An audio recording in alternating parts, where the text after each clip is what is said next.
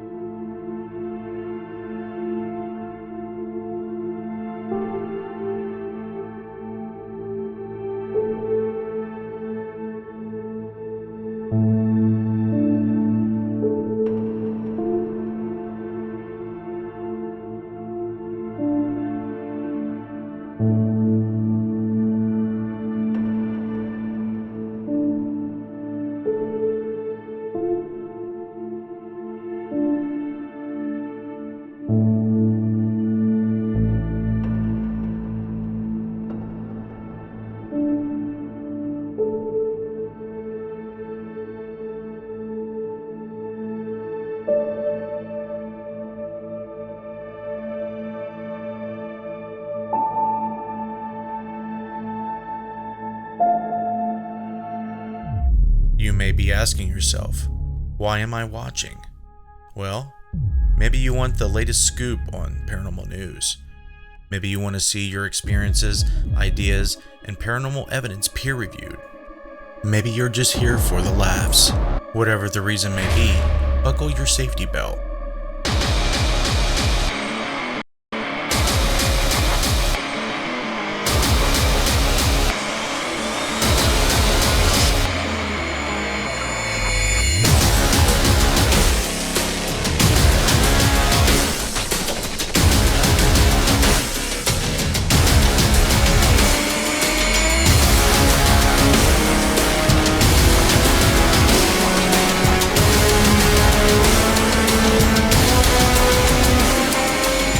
Sit back, relax, and chat with Justin Brown and Bill Davis on this episode of Interface Death Weekly.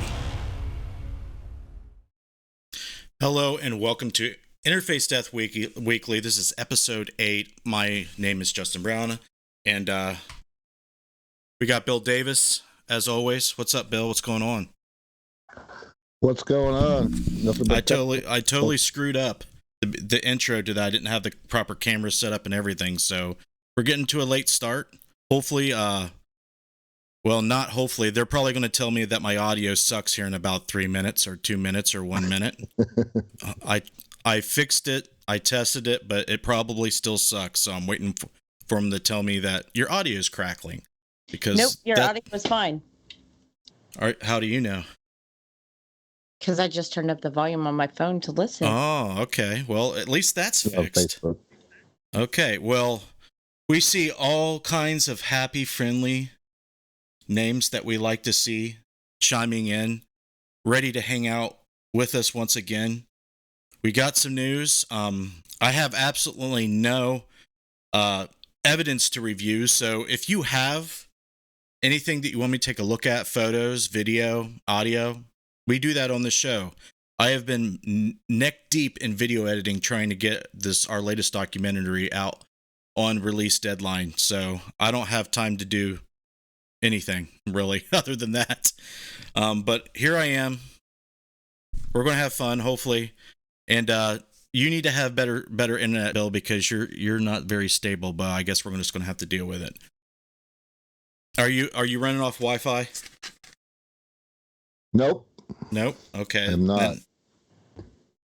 We'll blame it on Skype. We'll blame it on Skype. That's what we'll do. It probably is. It's I'll just probably you're the download only some one that's crap. doing it, but it'll probably do it if no matter who I have on here. So let's just ease our way into the show. Bill's got a new camera. Anything else going on new? It stinks. No, it's The not too camera bad. stinks. Ah, Danny got what's it highlights. doing? Danny got highlights. He did. You got a He got a new outfit. new outfit. I love He's got Danny. a headset I on. teach Sunday school. I teach Sunday school on Oh Tuesday. my god, your video feed is not stable at all, and that makes me sad. I'm not stable either. I Yeah. can try to fix it. It's no, there's nothing you can do about it. It's Skype and the internet doing it. It's just going big and then back to regular size, big and back in regular size. So Want to just make it big for the whole show, or there no, you go. That's what she said. we'll see if it fixes Pharmaceuticals. itself. All right, the girls are here, helping me out with chat. How are you girls doing? Are you ready for his Skype screen to block my face every 5 seconds? We are ready. We are Oh ready. my god, I can't deal with all these technical difficulties. I need to put whiskey in this. Yeah. I've had a terrible time tonight. Ah. See what I'm dealing with? It's going to do that the whole show, dude. Watch. It'll do it the whole show. We need, Darren we need a Smith. satellite camera. Darren Smith broadcasted some news. He said Adam Kimmel bought Fairfoot Infirmary. That's new news. Yeah, he did, but Mhm. that was several weeks ago. So, yeah, that it happened recently. But unfortunately, Sister Justin, we have wine. I don't think that's going to be enough for my fat ass to get me drunk. All the weekends, all the Saturdays are booked at the infirmary already, except for maybe July 4th weekend and the Easter weekend in April. Those are the only two that I seen didn't book up. So that's good to see for that location. You girls got anything to let everybody know before we get started in the news? Anything? Any updates in your personal lives? Well, in mine, Val's going to be on a lot towards the end of the month. My daughter made the high school softball team, so I won't. The days that she will have a game, I won't be here. That's right. We're going to be seeing less and less of you for the next couple months. Yes. You will see Valerie Wright instead. Yes. All right. Well, you'll be with us in spirit. I got lucky. That's right. I got lucky tonight. How'd you get Aw. lucky? I got Jessica. She wasn't on the last few. I mean, we love Val too, but you know. Yep. We love them both. They'll be both part of the show. So, Missy, Yes. you got some stuff set up in your studio, I see. Yeah. You have an actual camera Yeah. instead of a webcam. Mm-hmm. Hopefully by Tuesday, we'll have you set up and we'll have a better looking And production. me so- out of here. Hopefully. TJ just sent you a pic.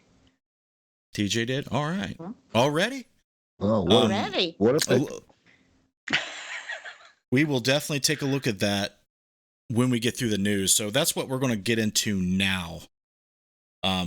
We didn't have Interface Death Weekly last weekend. Unfortunately, there's not like twice as much news, which is what I was expecting. But there's plenty to talk about. If that keeps doing that, I'm going to see if I can switch to window capture and see if I can get it to stop doing that, because that's annoying. I want to see if I can fix that right now. So let's add window capture here. Let's see if I can get it. Let's see if I can get it full screen. Can you guys turn off your video, the girls, so I can do a window capture?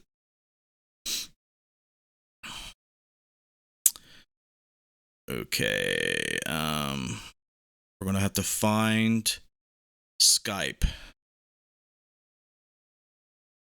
I'm hearing a kitty cat. Okay, let me find the right Skype. It's not letting me do that. Let me do a display capture then. Let me do a display capture. Let me get rid of this window capture. We'll just do a display capture. How about that? Because we got to fix that. That's not going to help at all. And let's do. It must be this one.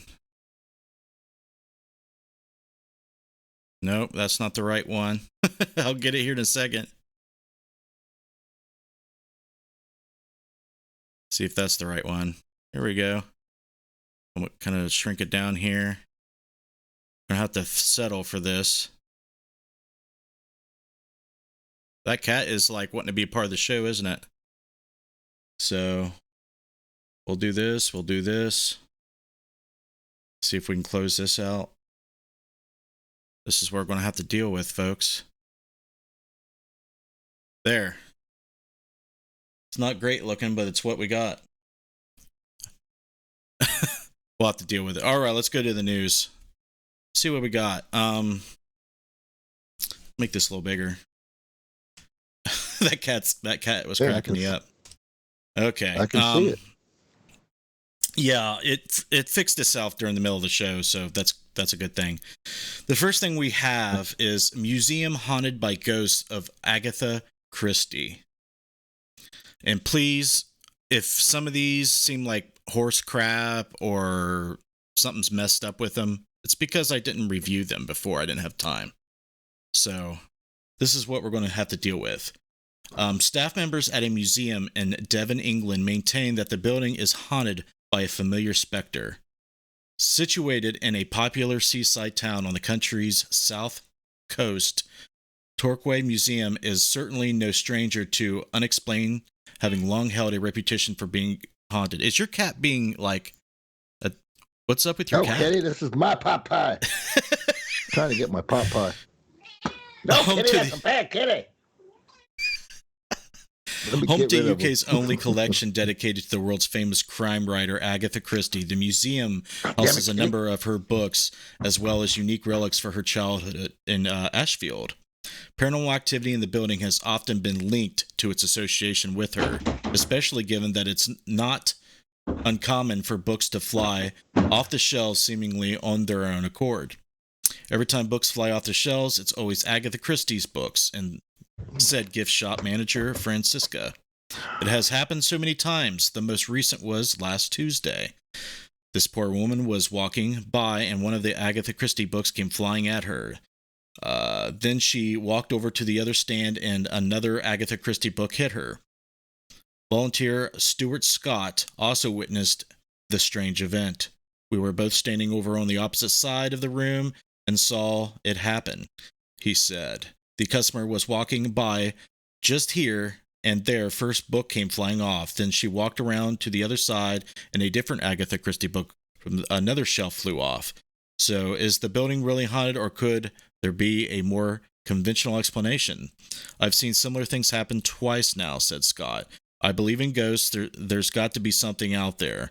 You can check out the CCTV footage of a similar incident at the museum below. So let's take a look at that.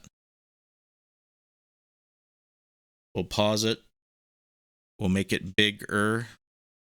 If it has volume, I'll turn that on. No, it does not. So, okay, we're just looking at a normal shop here.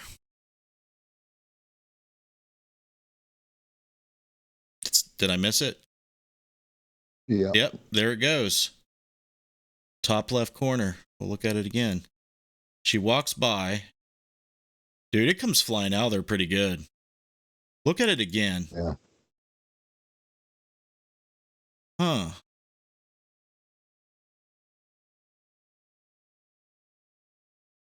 That's interesting. We'll look at it in slow-mo. Okay, all kinds of other stuff come flying down.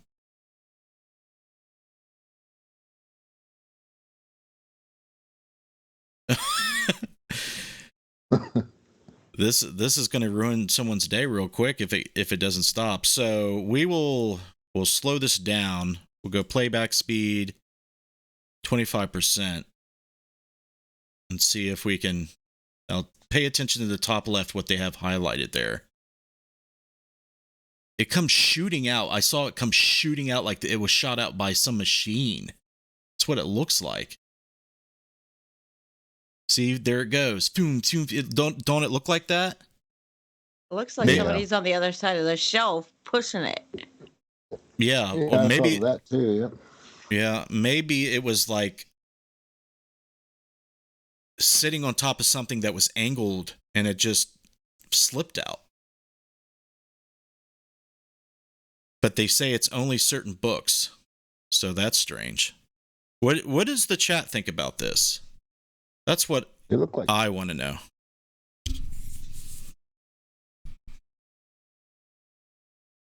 Nice.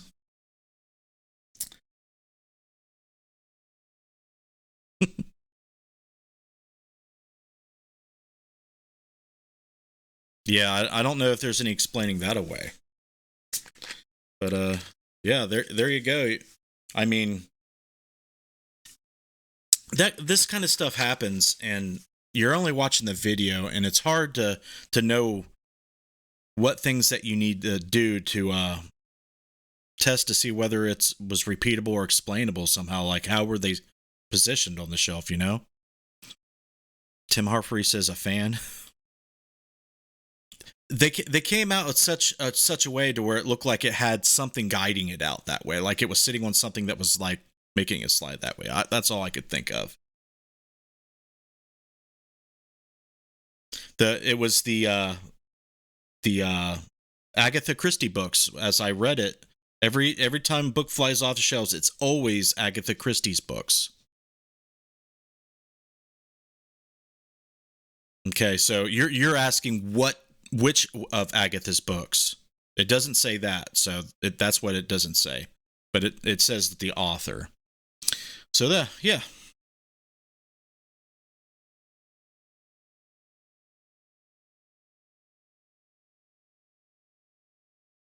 Hold on, I don't have your audio, Bill. I'm going to have to turn this back on and change it to, let's see here. Properties to audio only. There we go. All right. I got your audio back, Bill. Sorry, I had to turn that back on because I switched. Yeah, she said she's not here. Christy said she's not hearing anybody but you. Yeah, I had to turn you guys back on. So now your audio is broadcasting. Okay. Well, I'll start over. Well, when I was 2 years old. We don't have that kind of time, Bill. You ain't got 75 years. Welcome to the life of live shows where nothing works properly. Nothing works properly. The more money you spend on it, the worse it gets. That's usually true. That's for sure. Okay, moving right along. Haunted Michigan town was like living in hell. I thought this was interesting. A new TV series. I have actually watched a couple episodes. Let me know if you've watched any of these episodes. A new TV series will explore cases of entire towns that have been increasingly plagued by paranormal activity. Or incessantly, sorry. I have learned how to read. With a population of 755, the small town of Merrill, Michigan, might seem at a glance like any other rural settlement. On closer inspection, however, things there are anything but ordinary. Since the 1970s, the town has been under siege by a relentless onslaught of paranormal incidents and strange phenomena, forcing some residents to pack up and leave entirely. In the first episode of New Travel's channel series Haunting in the Heartland, filmmaker Steve Shippey spoke to some of those whose lives have been impacted by these peculiar events.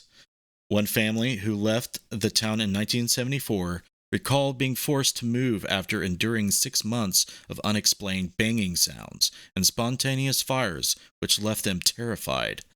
Another family, who still lives in the town, has been tormented by unexplained cold spots, banging sounds, spontaneous scratch marks, and sightings of a shadowy apparition. One resident described the town as a nightmare, while another said it was like living in hell. The show, which started airing on February 21st, will also feature a number of similarly haunted towns, including Malvern, Iowa, and Greenville, Tennessee. The stories of the Heartland shows how powerful these cases can be and how folks stick together, said Shippey. Watching them fight for their peace is one of the most powerful things. Well, let me blow this up. I don't think so. Where a mysterious entity is terrorizing the Midcalf family and even their young granddaughter, Adabelle. My crew and I left cameras running overnight in the home. After reviewing the evidence, what we captured was phenomenal. This clip is about 1 hour and 30 minutes long. Now look at this here, okay? The camera zooms all the way into the pillow on its own, which is impossible, and then even more insane, it zooms all the way back out. That's not possible. The only way you can zoom in and now is to do this right here, manually with your finger. So something was affecting our gear and playing around with the camera. That interaction proves that it has intelligence. It makes you wonder what the type of activity in that house. I almost feel like we could have put that camera anywhere and whatever was in there would have messed with it, because I think it was sending us a message that I know you're here and I'm. Oh, well, it just cut us close or cut us short on that one. Interesting. So let me know if you've watched any of the episodes. I actually think that it's done well. This guy, it comes across as serious and believable, but, you know, it is TV. TJ says Greenville, Tennessee is close to her. I would urge you guys to check out the show. It is pretty cool. The episodes that I watched were interesting. It's like, it gives you a different format, a different feel of paranormal show, in my opinion. So it's definitely worth checking out. Okay, who do we got here next? Let's check some numbers here. Okay. We have... Okay, this is the interesting. Sherman Pass webcam Bigfoot mystery solved. Remember when we were covering this? Well, some of our... at least one of the possibilities I proposed was correct. The Washington State Department of Transportation has revealed what the alleged Bigfoot actually was. When the image of a mysterious biped trudging through the snow was posted up by the department's official Twitter page back in January, it led to widespread speculation that the legendary Sasquatch might be roaming Washington's Kettle River Range. Sasquatch spotted. The department wrote at the time, "I'm not superstitious, just a little stitious." Have you noticed something strange on our Sherman Pass SR20 webcam before? Skeptics, meanwhile, argued that the figure, which is barely visible on the left-hand side of the image, could simply be a person walking along or chance formation of shadow or a straight-up hoax. Now, over a month after the original posting, the department has come forward with a new tweet declaring that the Bigfoot was, in fact, a wooden cutout that someone had placed on the tree. We'd planned to reveal what was in front of Sherman Pass cam during a recent visit, the tweet reads. However, when crews arrived, it was gone. Rumor has it that somebody placed a 3/4 inch wood cutout of a Bigfoot on the tree. However, if you look now, the cutout is now gone. So, I said it looked like a cutout, and here's why. If you look here, and when you zoomed in, I'm not going to zoom in now because it'll look really grainy. There's no light variations. You know, if it's an actual three-dimensional thing, it's going to show variance, and, you know, there's going to be a roll-off of shadow and highlights. So there is no roll-offs and shadow of highlights. So I was like, it looks like a cardboard cutout. And that's what it happened to be. Yeah. So, mystery solved. Debunked. Now, they what didn't was actually the name of go that show, Justin? Hunting in the Heartland. Okay. Did somebody ask? Somebody was asking. Yeah. Yeah. Hunting in the Heartland. Here, we'll look it up on YouTube, and I'll give you a link to the trailer if you want. We'll go Hunting in the Heartland trailer. See if we can find a trailer. There's just episodes. There's no trailer. So yeah, I'll put it in the chat. Hunting in the Heartland. And I think it's on... What network is it on? Did that article say? I forget. I think it's either Travel or an A&E. I think it's Travel Channel. I'll Not look it sure. up. I'll look it up real quick. What, if I know how to type, what network is Hunting in the Heartland on? Travel Channel. Easy enough, right? Missy Okay. gets it. Missy gets a cookie. All right, moving on. SETI at Home project goes into hibernation. SETI's long-time running initiative to use idle home computers to process data in the hunt for aliens has been halted. Launched all the way back on May 17, 1999, SETI at Home worked by asking participants to run special piece of software on their computers so that when the machine was otherwise idle, the spare processing power could be used to process astronomical data pertaining to the search for alien life. It utilized the Berkeley Open Infrastructure for Network Computing Systems and was hosted by the Space Sciences Laboratory at the University of California, Berkeley. It proved quite a popular venture with thousands of wannabe alien hunters signing up to take part. Now, though, 21 years after its launch, SETI at Home has been placed into a state of hibernation because enough data has been collected for the time being, and researchers are now looking to refocus their efforts on analyzing the findings and writing a new paper on them. Scientifically, I forgot to do this.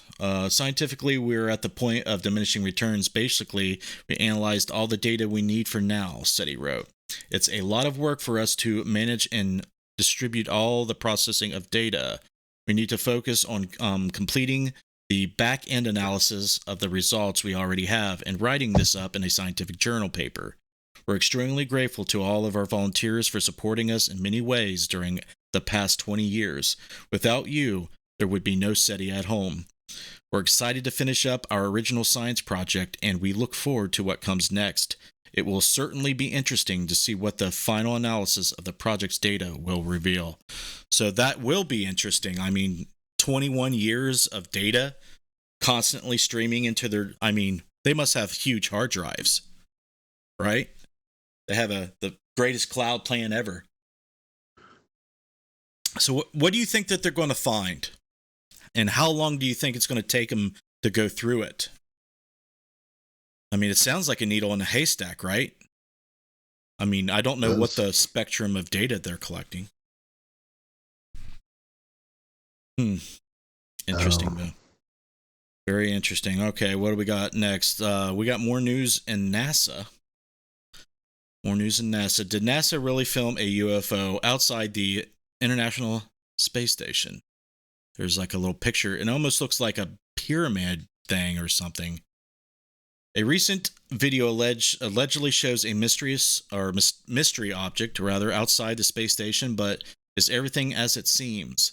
The footage, which was picked up by numerous news outlets and has since racked up over 500,000 views on YouTube, shows clearly a visible object near the International Space Station.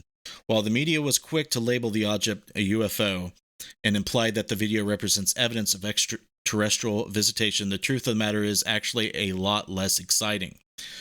Far from being an alien craft, the object is actually a retired communications component that had been jettisoned from the station as part of a controlled effort to minimize the buildup of space debris.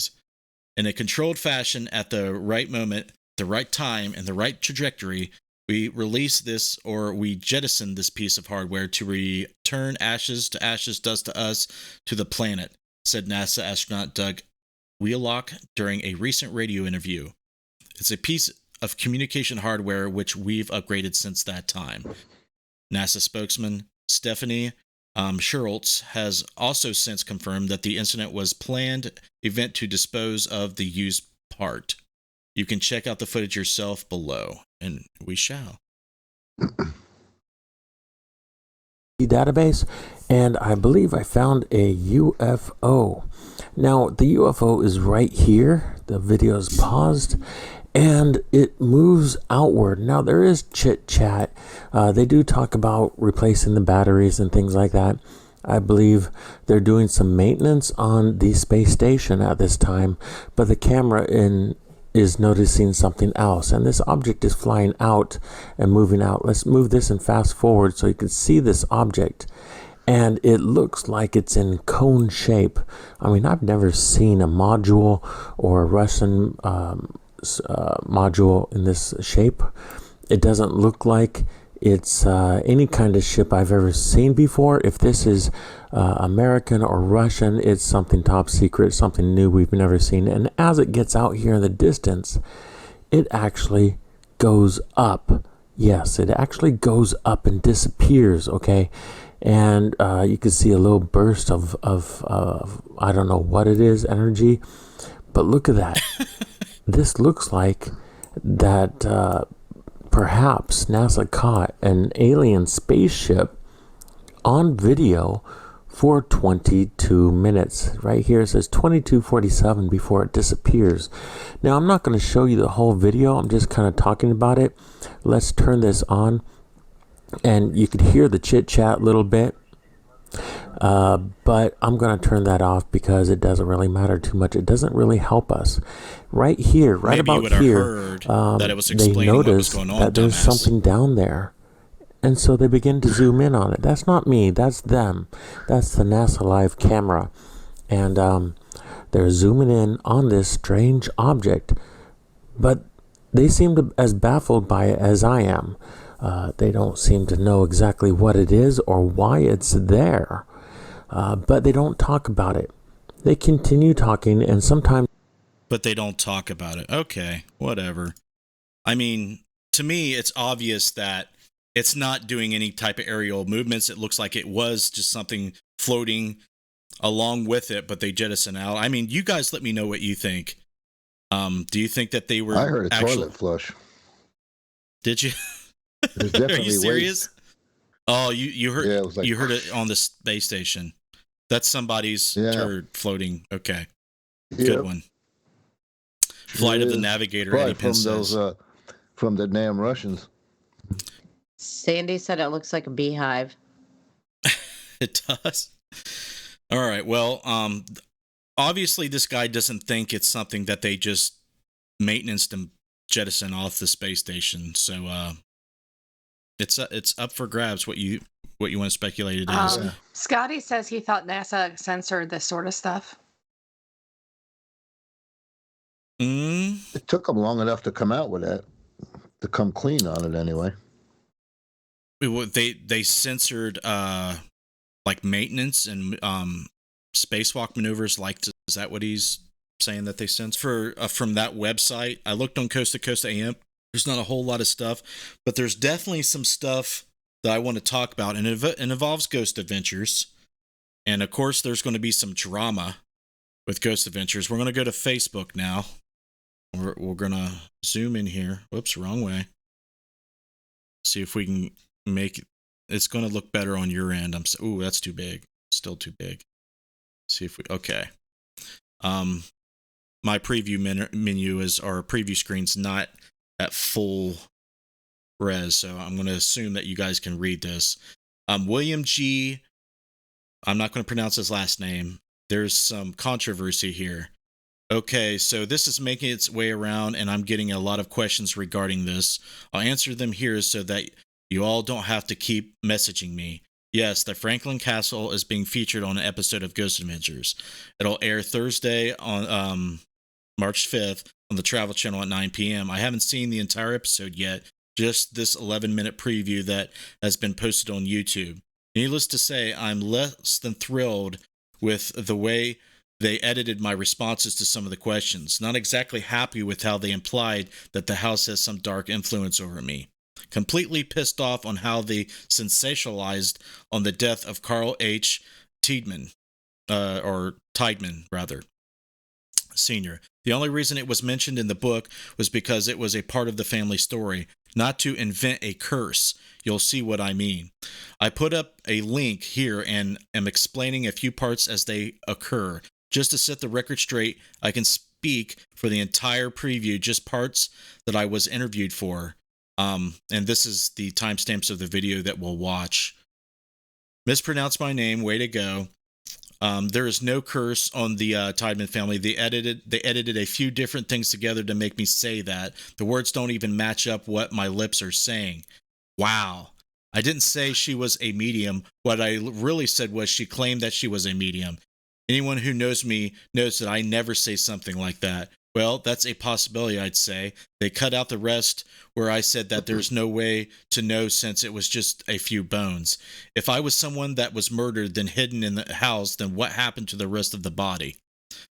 Brought up the death of Carl H. Tiedemann, after I asked them not to sensationalize on that. It was a family tragedy that happened more than 30 years ago after the family moved out to Franklin Castle and happened in a different part of town. Nowhere near the castle. It doesn't support the idea of the family being cursed. They cut out the part before this where I say that a newspaper article appeared a couple of days later in which Carl's friend Bruno suggests that he was probably disoriented from the car accident and didn't realize what he was doing.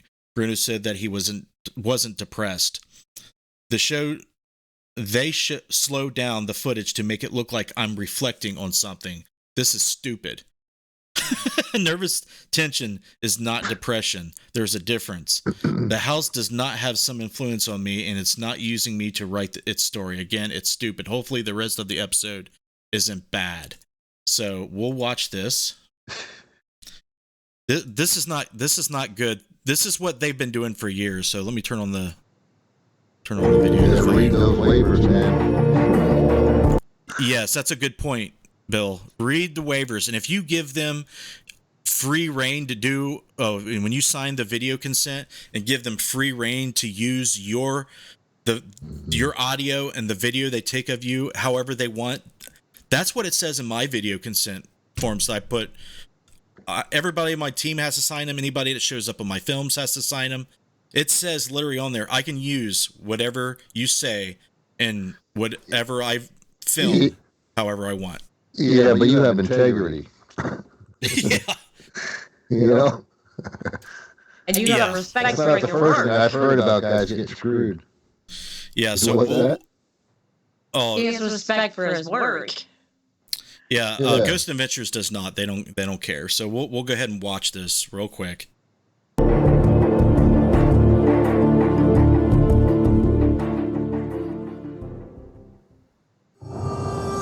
Historian Bill Creechy lives in the castle during the winter.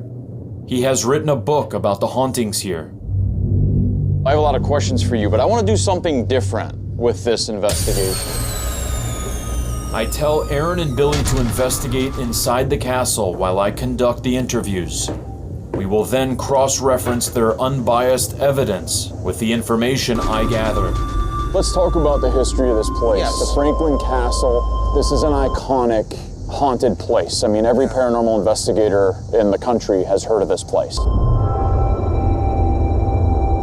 The Tiedemann family, they were the ones that built the house. Mr. Tiedemann, this is a sad part of the story, is that he lost all 6 of his children and his first wife in his lifetime before he passed. 3 of them died in infancy between 1863 and 1873. In 1881, he loses his 15-year-old daughter, Emma. She dies from diabetes. Did any of his children die on site? Yes, Okay. 3 of them did. And then in 1895, Honest Tiedemann's first wife, Louise Tiedemann, passes away at age 57. In the house? In the house. So is this the curse? Is this what they say the curse of the Tiedemann family? I would say that the curse upon the Tiedemann family began in 1980 when someone living here went and started making all this horrible stuff up about Honest Tiedemann. This was a woman that was living in the castle in 1980? Yes, she created a villain out of Honest Tiedemann, made him this monster. Okay, but how was she getting this information from his spirit? She was a medium. She was saying that the ghost of Honest Tiedemann was visiting her and he was telling her where he murdered people. Rumor has it that Hans Tiedemann had a hand in the deaths of his children. Some say he hanged an illegitimate daughter in the attic. Hannes Tiedemann was not a murderer. He was not a villain. He was not a monster. Bill is friendly with the Tiedemann descendants, but I'm beginning to wonder if there's something more than that behind his passionate denials.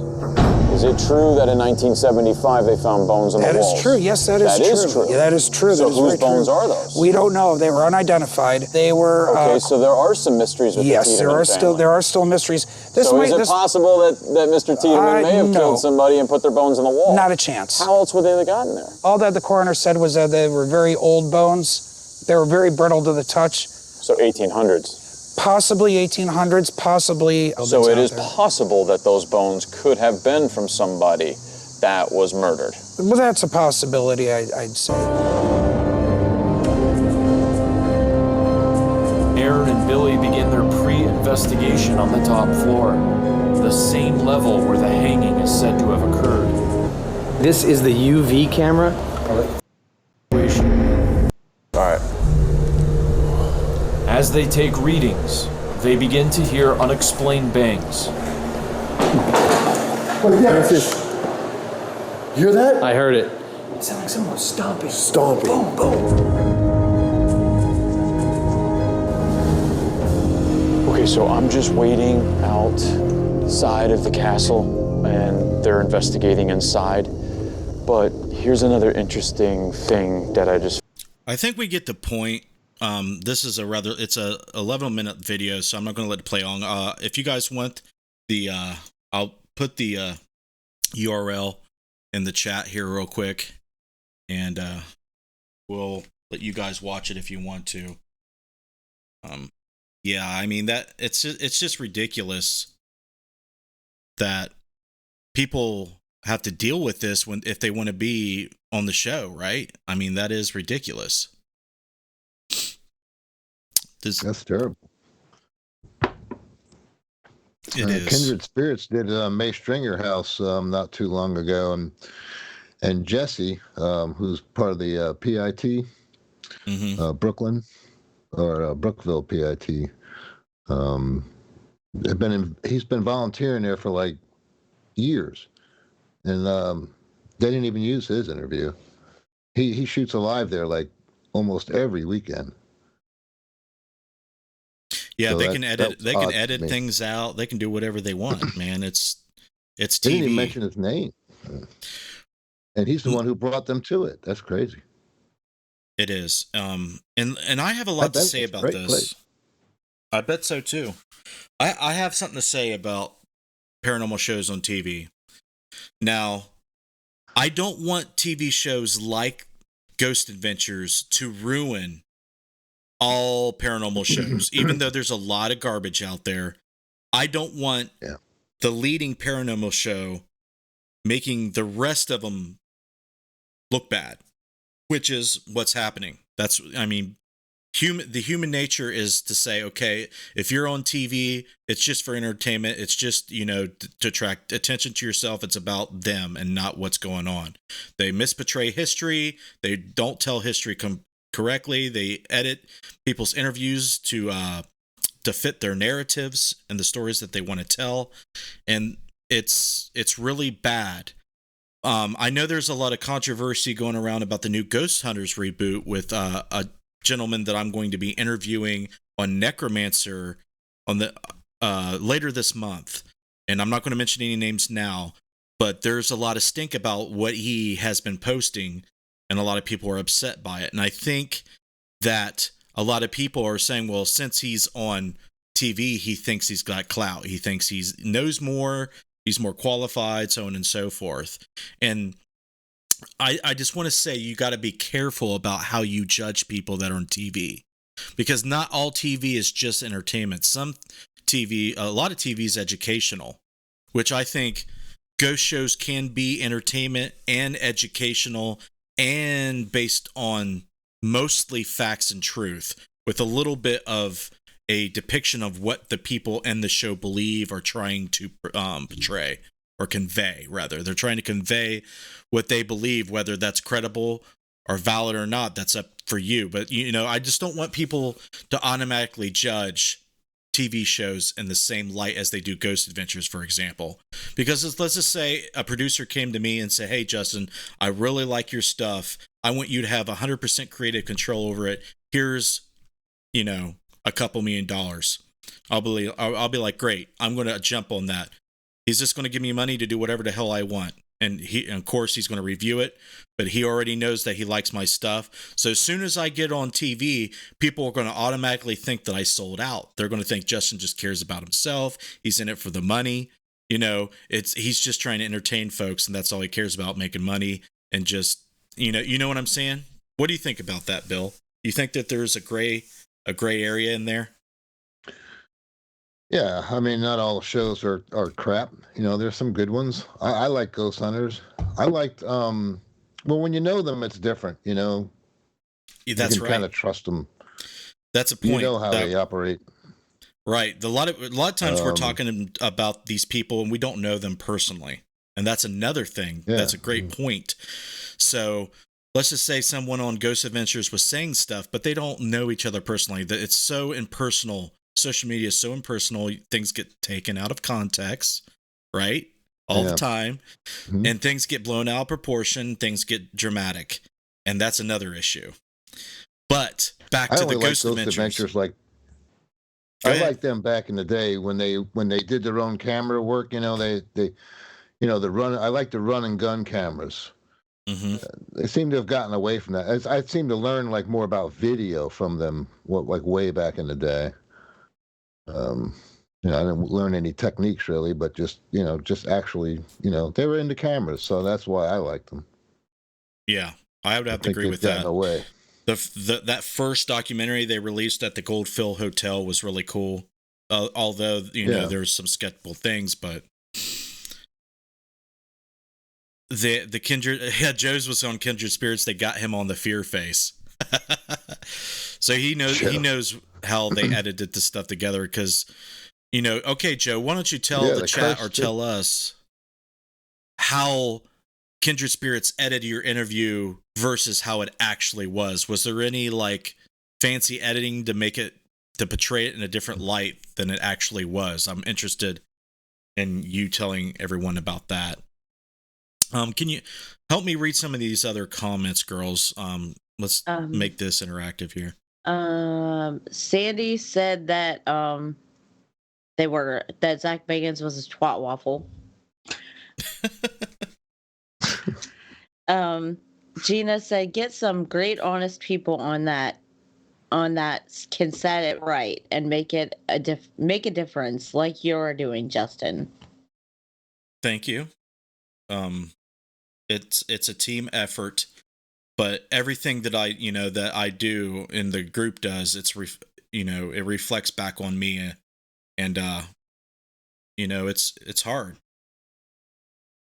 Joe says his interview.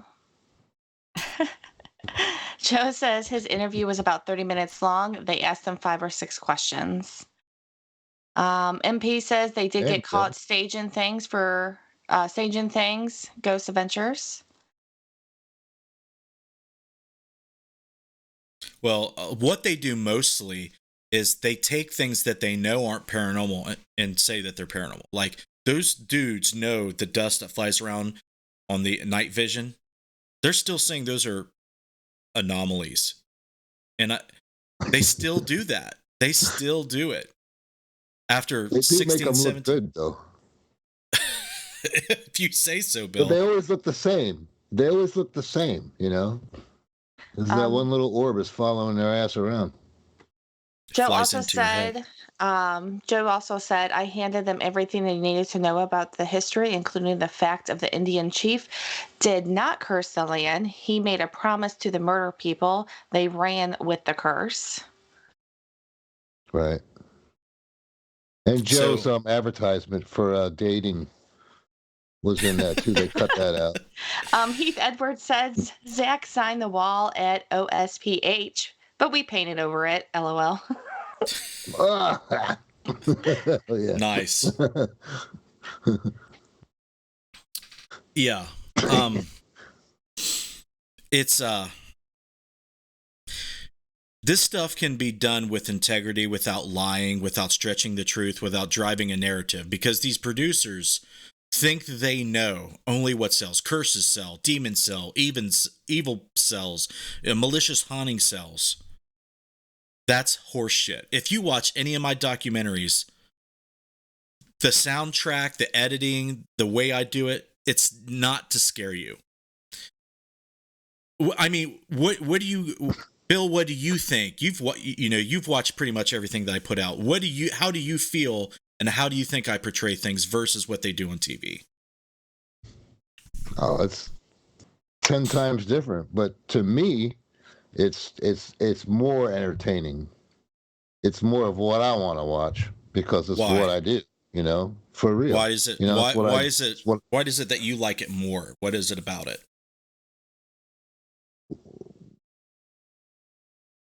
Uh-oh. We lost Bill. Come back, Bill. Maybe he hung up on you. He didn't want to answer the question. He's like, F Bill, this. come back. He'll blame it on Danny. That's his way of saying you need to quit. I'll read some more and see if he comes back about Joe says. The fear face, I got caught off guard because I saw something inside the DM, realized it was just one of the camera guys, and that's when they called me in the awkward moment of the fear face. I have investigated that place many times, a lot of times by myself. They knew that, but they wanted to make it scarier than what it really was.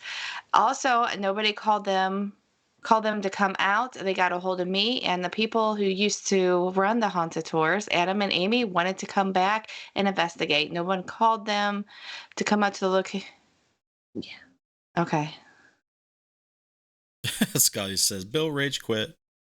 Maybe he lost his internet. Let me message him.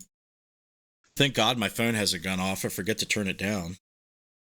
I do have 2 questions from MP. Yeah, definitely. If you got questions, read them. Okay, MP had one earlier. He says, "Hey, Justin, I seen a video where a ghost hunter took the antenna out of his PSB7. It said Zach Beggins did it, but I don't want to ruin my SPB7 just to find out." Have you ever heard of that? Them taking the antenna out of? Sure. I mean, it's relatively simple. You got a wire. It's in the only there's 2 different antennas on the SB7 in all radios. You have an FM antenna, which is the retractable metal one, and the AM antennas are actually coils. You know, if you take like a cardboard tube and wrap a bunch of copper wire around it, that's how AM antennas look like in the radios. So if you're only sweeping FM, you can take out the antenna, and it's a wire soldered to that little retractable antenna. When you take that out, yes, you're not going to get near as much FM stations. However, if you are within a few miles of a strong FM broadcasting radio station, it's possible that you could still pick it up even without an antenna. The wire that's connected to the receiver on the circuit board can still act as an antenna. Oh, there he is. He's slowly coming back.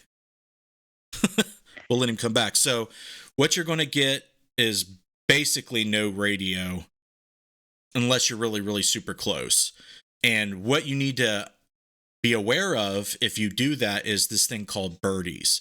What birdies is an internal anomaly that the FM receiver will make when it's not picking up any broadcast. So especially if you're sweeping, the birdies can almost sound like syllables of words, like the phonetics of words, and pareidolia could kick in at that point, and the birdies could actually be interpreted as speech if you're very susceptible to pareidolia. So you want to keep that in mind. Now, the SB11 has a feature on it that you could decouple the AM and FM antennas, and that is what you should do if you just want a ghost box made by Gary Golka without antennas, without messing with the taking the antenna out. But even though if you decouple the antennas, you're still going to pick up very, very strong radio stations. So hopefully that answers your question. Okay, I have one more if you want me to read it off now. Okay. Mm-hmm. He wanted to ask you straight up, the SLS is BS, correct? The mapping any object. Well, BS is a very strong term, and I don't. When you say it's bullshit, the people that's been researching and using the device a lot, it's just going to make them upset. So that's not what I want to do. Understand how the SLS works. Okay, it's a sensor used by a gaming company to map out physical objects that the software thinks are players in the game. So it tells you to put it stationary, clear the area of everything except for the people playing the game. That means furniture, that means chairs, everything. Unless your sensor has a sitting chair mode, which some do. Okay?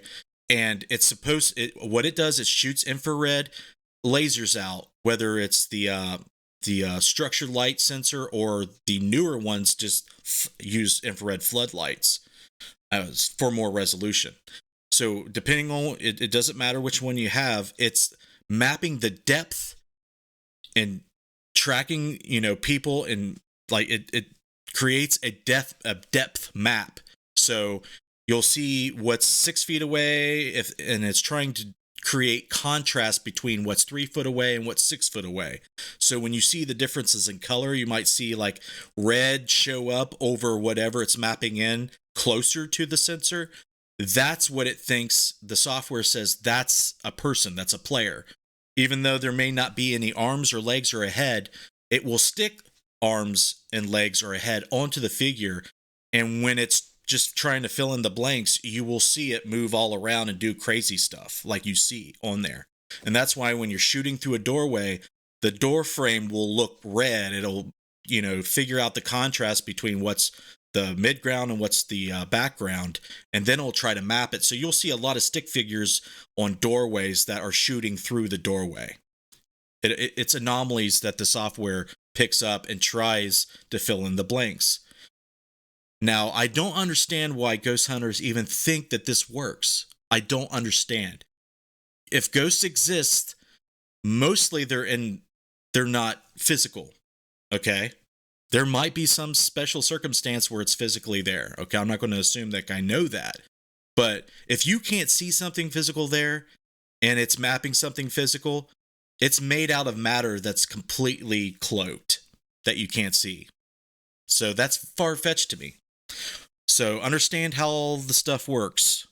If you think that there's invisible matter out there and that's what ghosts are made up of, sure.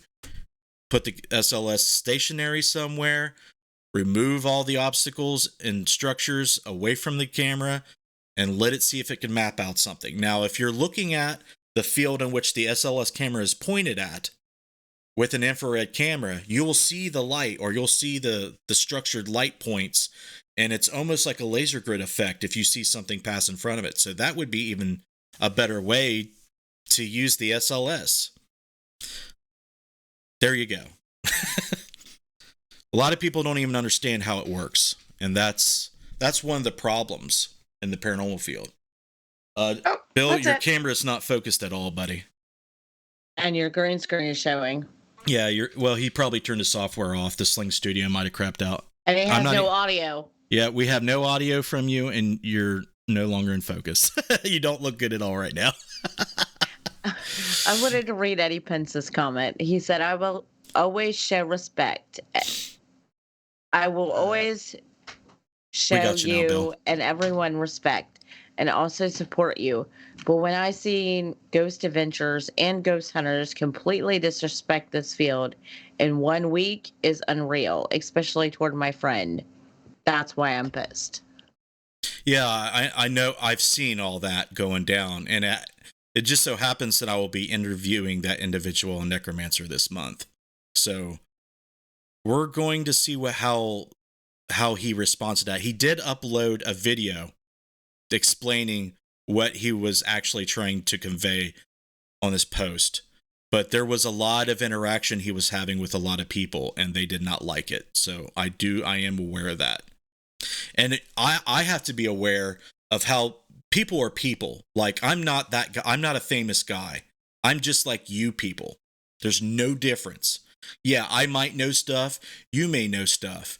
I have an opinion. You have an opinion. But I have learned doing these shows and interacting with people as this is my stance. I'm no better than anybody. I care more about people than I care about what I think fucking ghosts are. So what's more important to me is how I treat people. I treat people how I would want them to treat me. That's just how I was brought up, and that's been a thing of emphasis on how I do the work I do, especially on these formats online. No one's going to give a shit about what you say, what you think, what you believe if you don't treat them with respect. And if they sniff out for 1 second that you think that you're better than them for whatever reason, you're trash. And that's just reality. So, yeah, I mean, if you get on TV, if you get famous and everything, the human nature aspect of people gets really weird and you come across completely different. Sandy did Justin show really. What's that, Bill?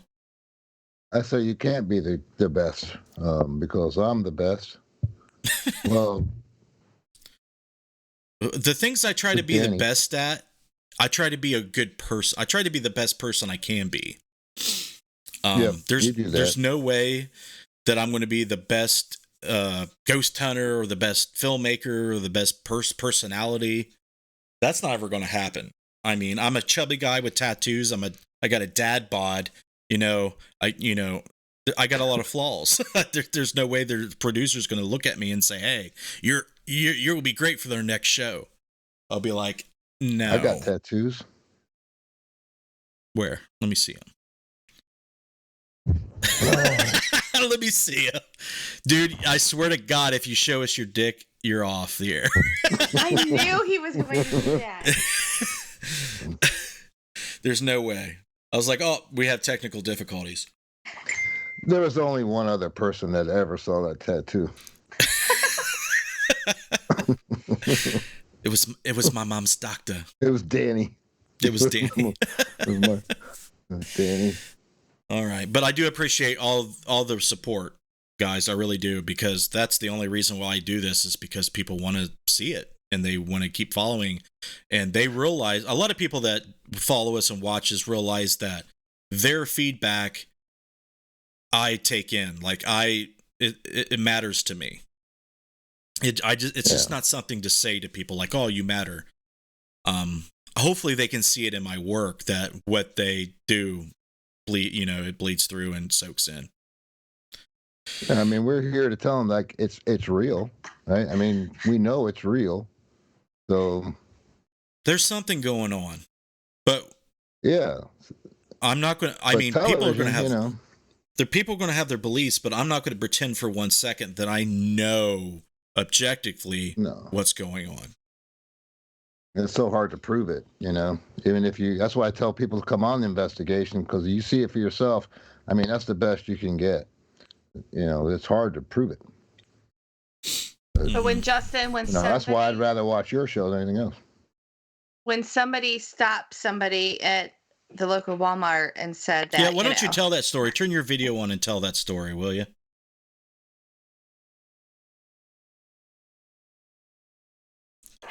Okay. Oh, Bill. No, I was at the local Walmart in Lewisburg, and somebody said, "Hey, ghost hunter," or something. I don't remember now exactly what was said. And I kept walking.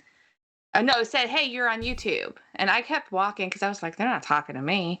And then they said, "Hey, ghost hunter," and I was like, "Wait a minute, how many?" I'm like, I'm starting to look around, and I turn. And they watch all Justin's, stuff on his YouTube channel, and they recognized me. Mind you, my hair is wrapped up, in a big old scrunchie, and I have like a long sleeve shirt on with sweatpants. You look like you belong in Walmart. That's right. I mean, I fit the part, and I probably do wear those sweatpants for pajamas. So I'm one of those. And so anyways, long story short, we were talking and stuff, and they said about Justin's videos, that it's better than what's on TV. And I mean, which I've heard that numerous times about Justin's editing and stuff, but it was just weird. It was just weird walking in, and I mean, local. And I asked them if they had a Facebook, because I was like, hell yeah, like let's be friends on Facebook. But it was it was weird and creepy, because I was like, somebody recognized me off of YouTube. But it was weird. It was weird. And like the wife was the one that started watching the video. So then he wanted a picture with me, which was like, like, I mean, everybody in the team knows that I'm not and it was just weird. That's all I gotta say. So I have a picture of me looking like a scrub with this guy. He wanted to take your picture with you. Well, yeah, with him. Yeah. It was just weird. But I had my best looking sweatpants on. They didn't have any holes in the crotch or anything, so that was my best ones. I thought that was an interesting. So now you I just think you're better than everyone. Is that it? No. I actually think she's better than anyone. Yeah, there's days that I look like a scrub. But it was just weird. I mean, it made me feel good, that the videos were getting out there and stuff, that Justin's hard work is paying off. But yeah, it was just weird. I bitch a lot about our numbers, and I can't. And when I compare the season before this last one we had in 2019, the numbers are so much more better. Like the money and the effort that the team is putting into this and entrusting me with it is paying. It's going to reach a point to where, we are doing good things. But there's this thing, and people may relate with this, no matter how many views I'll probably get or how hard I work, it's probably never enough. You know what I mean? Like, I can never be satisfied with myself or how many views or how much positive feedback I get. You're your worst critic. I mean, everybody is, for themselves. Yep, that's true. MP wanted me to about gnomes. Have I ever? Let me go back and see if I can read that. Ask Justin if he ever got a gnome sound as an EVP. Well, I don't assume I know what gnomes sound like. So can you kind of elaborate on how you think a gnome sounds? I'm not being sarcastic. No, I know a few people. You know a few people that sound like gnomes? Okay. Yeah, I don't. Listen, I could master some of your soundtracks if you like. Take a shot at it. Eddie wants to know if you missed the Dollhead round 2 with Bill. Have you haven't done that, have you, Bill? Since you fixed the box, the weather was kind of. Yeah, the weather was kind of rough. So there will be Dollhead time explodes time 2.0. I want to blow up that magic 8-ball. For real, to see what's in it. We're just going to blow up stuff that doesn't even have to do with the paranormal. We'll just he'll probably end up going to jail from blowing up something he shouldn't have. Well, mediums use it. Mediums use the 8-ball, don't they? Not all of them. The ones I watch on Facebook do. Stop watching Facebook. You're watching the wrong ones. Darren Smith says Justin's stuff is all I watch live because he is the only one I've learned from, honestly. That can't be true. Right. I appreciate that, but I'm the only one you've learned from. You have a zombie running in your mouth. It won't. That's why. TJ liked the stream. I think that's why. Yeah. They're liking this. They like what's going on now, so we should keep this up. The more zombie you see, that lets us know that we're doing well. TJ said gnomes. Justin told me to buy that camera. TJ said gnomes probably sound like drunken Scots. That's exactly what they sound like. Here. Yeah, MP says, did you ever get a groan sound, sort of like somebody in agony? Oh yeah. Yeah, I have. I'm gonna see if we can get drunken Scottish sounds. You'll get my mother-in-law. Will a Scotsman clad as a killer? I don't know. You just read Scotty Fox's comment, didn't you? No, I was listening to Bill. I don't know why I listened to Bill. Because he's funny. Okay, we'll see. Robin Williams is going to do his impressions here. This is Go what a gnome drinking with a sounds like. Scotsman. Because you can't fucking understand them before. You land in Scotland and they're going, "Doodle, keep at it, feel right?" Oh yeah. Oh yeah, right, there you go, yeah. Fuck, take it, got like burn the bullets, that's it, right? Kept up in your neck of it. Sure. Oh fuck, sure, right? Man, you know about my backside, they'll tweak your ass on the full of it, Kevin, eh? Sure. Oh sure, you dumb fucking bastard. You realise that, eh? And you realise how drunk they get. They could wear a skirt and not care. And how they could invent a sport like golf. Here's my idea for a fucking sport. Enough. So yeah, that's immediately what I'm going to think of is like, have you ever heard a gnome? I'm like, yeah, it sounds like Robin Williams. That's hilarious. Okay. When I get an I was told I AVP, would have a green screen provided to me. oh, you want me to chroma key your background?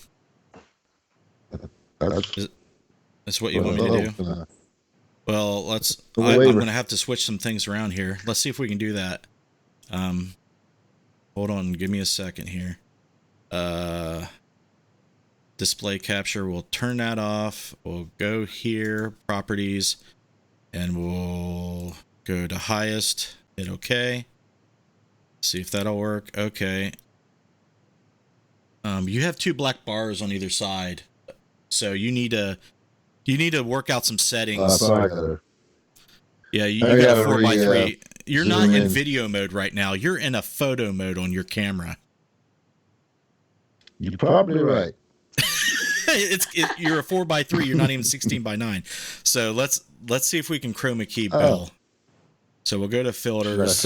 Put unicorns in his background. Chroma key. Okay. There. Now you're chroma keyed. There we go. But you keep changing sizes and shit, dude. How am I going to deal with that? See, look at this shit. That's why I put you on display capture. No, it looks like Bill's floating and Danny. Yeah, you're floating, bro. Here, we'll put you down here where you belong. Yeah. You're chroma keyed. I know where you can put that. Yeah. Here, that's more better. Jesus. He's so demanding. Yeah, put Jesus in there. Well, I ain't the one signing autographs at Facebook either. Or Walmart. That's it. That's the only place people are going to go in the future is Walmart. That's probably true now. That's the only place Jess goes is Walmart. That's where I go. Okay, we're going to look at TJ's photos. We're an hour and 15 minutes in. If you have any photos, any videos that you think you want to hear what I have to say about him, send it to me. We'll look at TJ's. Do you want my video off? No, you're fine. I'm not broadcasting you right now. So far, Bill's stable for right now. Strange. Can you please read Truth Joe's comment? Let me bring it up. He said you should chroma key Dix on Bill's background. Don't make me work that hard right now, Joe. No, you can do that. I have a bunch of photos of Joe. I'll send you. You want me to just put photos of Joe in the background here? I so want to do that right now. I'll just put a still photo of Joe in the background. Okay, we're going to take a look at this. Okay. We have a red arrow pointed at this mist. Okay. What is that? The lighting right here tells me flash photography, but I can't tell without the original file to look at the EXIF data. So this right here looks like condensated vapor. And the flash illuminates condensated vapor, condensing vapor in the air. It makes you see it a lot more. So even if you're not seeing it without the flash going off, the flash is what makes that visible. So immediately I want to say that this is breath, someone's breath while it's cold. So I would want to know more information to validate that. I want to know how cold it was, what the temperature was, if the flash fired, all those things. We'll let the chat let me know. No one was smoking. The tent was is a little kid's play tent. So TJ, what was the temperature? What was the humidity? I just want to see if I can rule out that it was your breath, because it looks more like breath. It doesn't look like smoke. So let me know. Yeah, is it like in one little corner on the right and then coming out to a... Yeah, this is... Yeah. To me, it looks like it could be started breath. From the opposite side of the arrow. Your idiot cousin. That's okay. They're just trying to, point to what they think is anomalous here, which is okay. So yeah, that's graphics. What does the peanut gallery say? What does the chat think? What do you think this is? I mean, we want everybody's opinions here. Jen says breath. Yeah, it definitely could be the breath of the camera person or someone standing right near where the camera is. Flash, yes, about 65 degrees, close to a creek, though. Okay. Can you tell me when it was taken, like what season it was taken, and kind of maybe if you can remember the environmental conditions? Because it could be smoke from a campfire. It could be if you're cooking something, the vapor from, condensed, liquid from that. Yeah, you won't see it, but the flash will light off any vapor or anything like that. Oh yeah. You see it after. Or it could be something bad. So that would be something to explain why that, but obviously I can't tell you 100% sure that's what it is. But thank you for submitting that. That's definitely something that I like to do on the show. I'm surprised Darren hadn't sent me anything. He usually does. He's probably been busy. All right.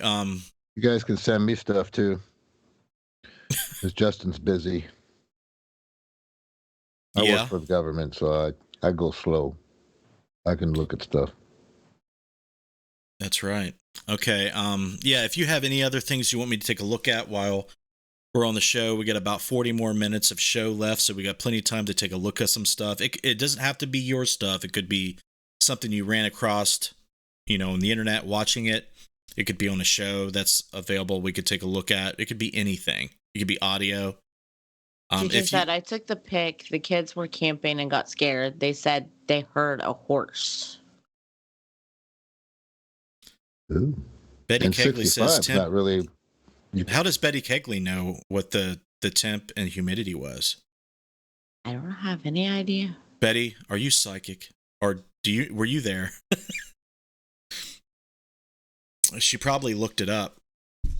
She Googled the climate. Welcome back, Sandy. It's just a weird photo. I thought it was interesting. I've definitely seen that in photos before. Does it look like a horse?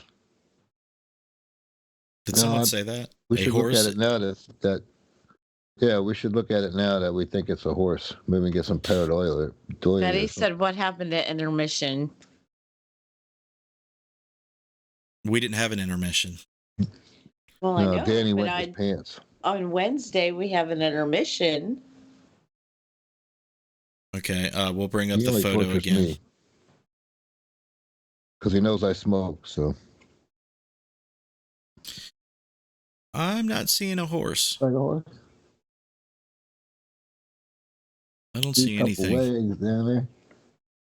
I don't know. You look at the top of the body and the bottom two legs. I see a zombie. Darren says I don't have any. Tracy. Darren says I don't have any new stuff. I will tomorrow. I have my own private investigation at the jail with Jeff and Terry and a few new. Damn it! And a few family members. And a few big gnomes. Sounds like fun, Darren. It sounds like you guys are going to have a lot of fun doing that. I like the jail. I haven't had the privilege to investigate with Jeff or Terry or Darren. Well, Darren gave me a tour. That's the best I got so far. TJ said change the color to greenish if you can. LOL. You're gonna make me work. Why do you want me to change the tint to green? Does that make things show up more? Don't forget to bring your deadlight when you go. What's Joe sending me? Betty was Joe will asking get you about arrested. What? Betty was asking about the intermission. Yeah, I don't remember an intermission. No. So Joe sent me a photo of fog. So Joe. the second last third phase of the moon video has caught something strange from satellite scan.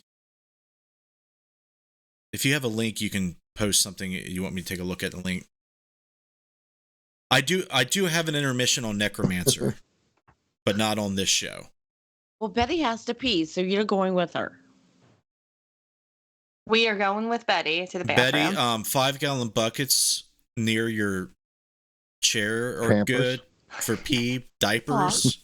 Danny has A fireball diapers. said my bladder is too old. Me too, Betty. Catheters are necessary for this show.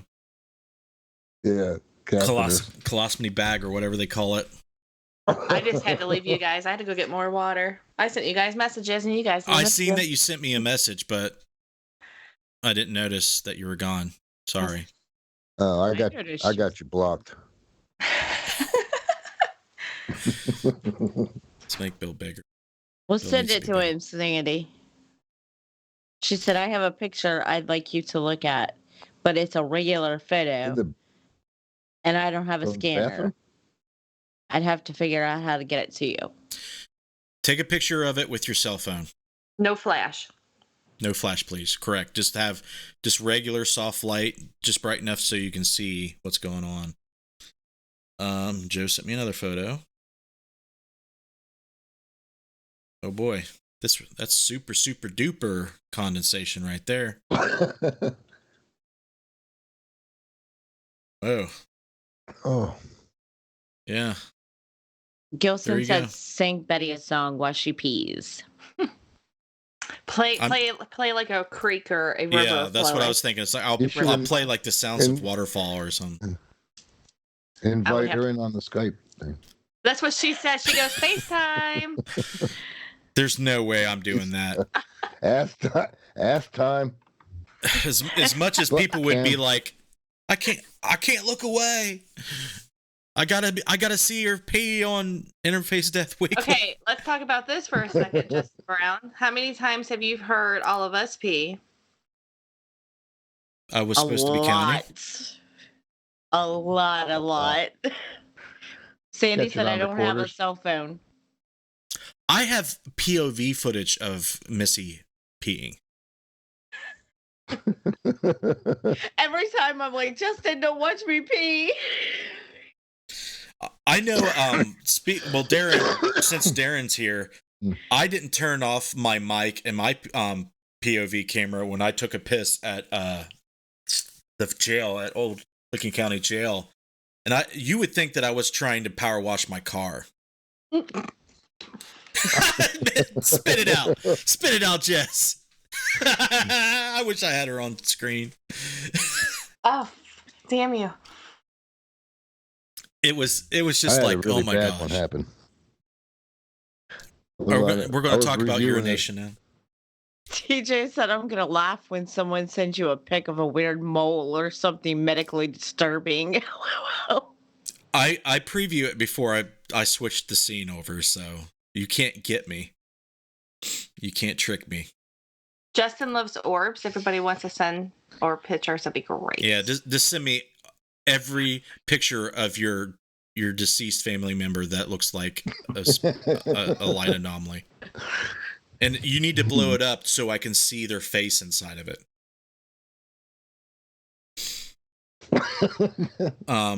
Joe's added, people post pictures like this all the time and claim it's paranormal. That's why I sent them. Thanks, Joe. Thanks for pitching in. Is that Vitali? Yeah, none other. Josh has a 5-gallon bucket and a pool noodle. Gross. I did not need to imagine him trying to stick his thing in a pool noodle and in a 5-gallon bucket. No, that's what we used at. We've used one before. To pee in? If you pissed in a pool noodle? The pool noodle is for the cushion for the seat. Oh, yeah. That's what he's talking about. Yeah. Well, I was assuming what he was talking about is peeing in the hole into the bucket. Unfortunately for Josh, his friends are stupid. Sorry, Redneck Josh. engineering. Yeah, that's a redneck, outhouse. If you take a bucket and put a pool noodle and line the look at all the laughing faces.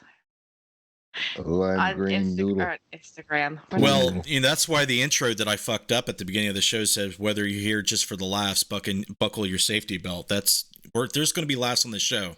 I mean, look, there's a freaking ventriloquist doll with a headset on, dressed like a priest. Don't listen to him, Danny. Put that shit on mute. Missy, read TJ's comment. Their question. He said pics of orbs taken at Hooters. That made me laugh. Yes, you can send those. TJ. Yes. If you have orb pics of and blow Hooters, them up. Yeah, we want to see those. I'll use it as my green screen. Joe says he has a stupid phone versus a smartphone. We all thought Bill was going to pull his pants down. Of course he's not. MP says a pimple is the Virgin Mary for Justin. Not for free. Oh, there you go. All right, so it keeps there's an error loading message on mine every once in a while. Scotty Fox said, am I having aneurysms or has the stream stopped? Try refreshing the page. Let me look on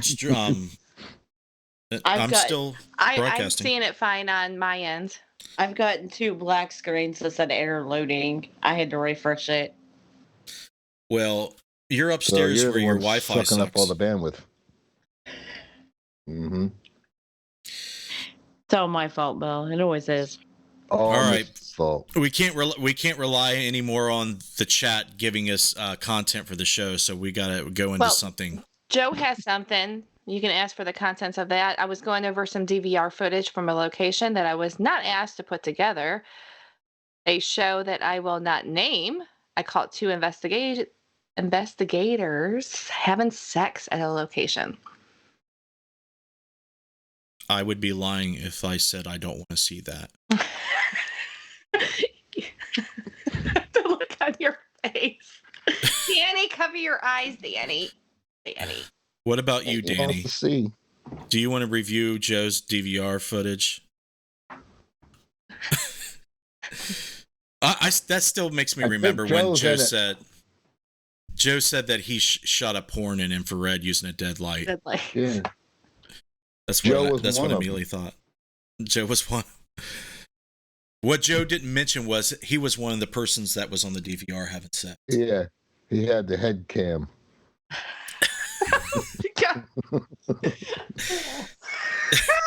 What's funny is Jessica knows what Bill's talking about. Yeah. She does. I know Bill. It's like, I know what POV porn is, bro.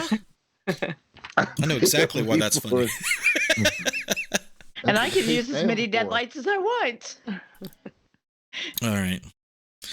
Let's see here. Fireball, she can do is just laugh. Laura Brownlow says hi to Derek. I know Fireball personally. What? How personal is it? TJ said there's a really old, yet still in use outhouse near me that is supposedly that supposedly has a skull in the bottom. Oh. That would be strange yet interesting. He was Okay. waiting in there too long.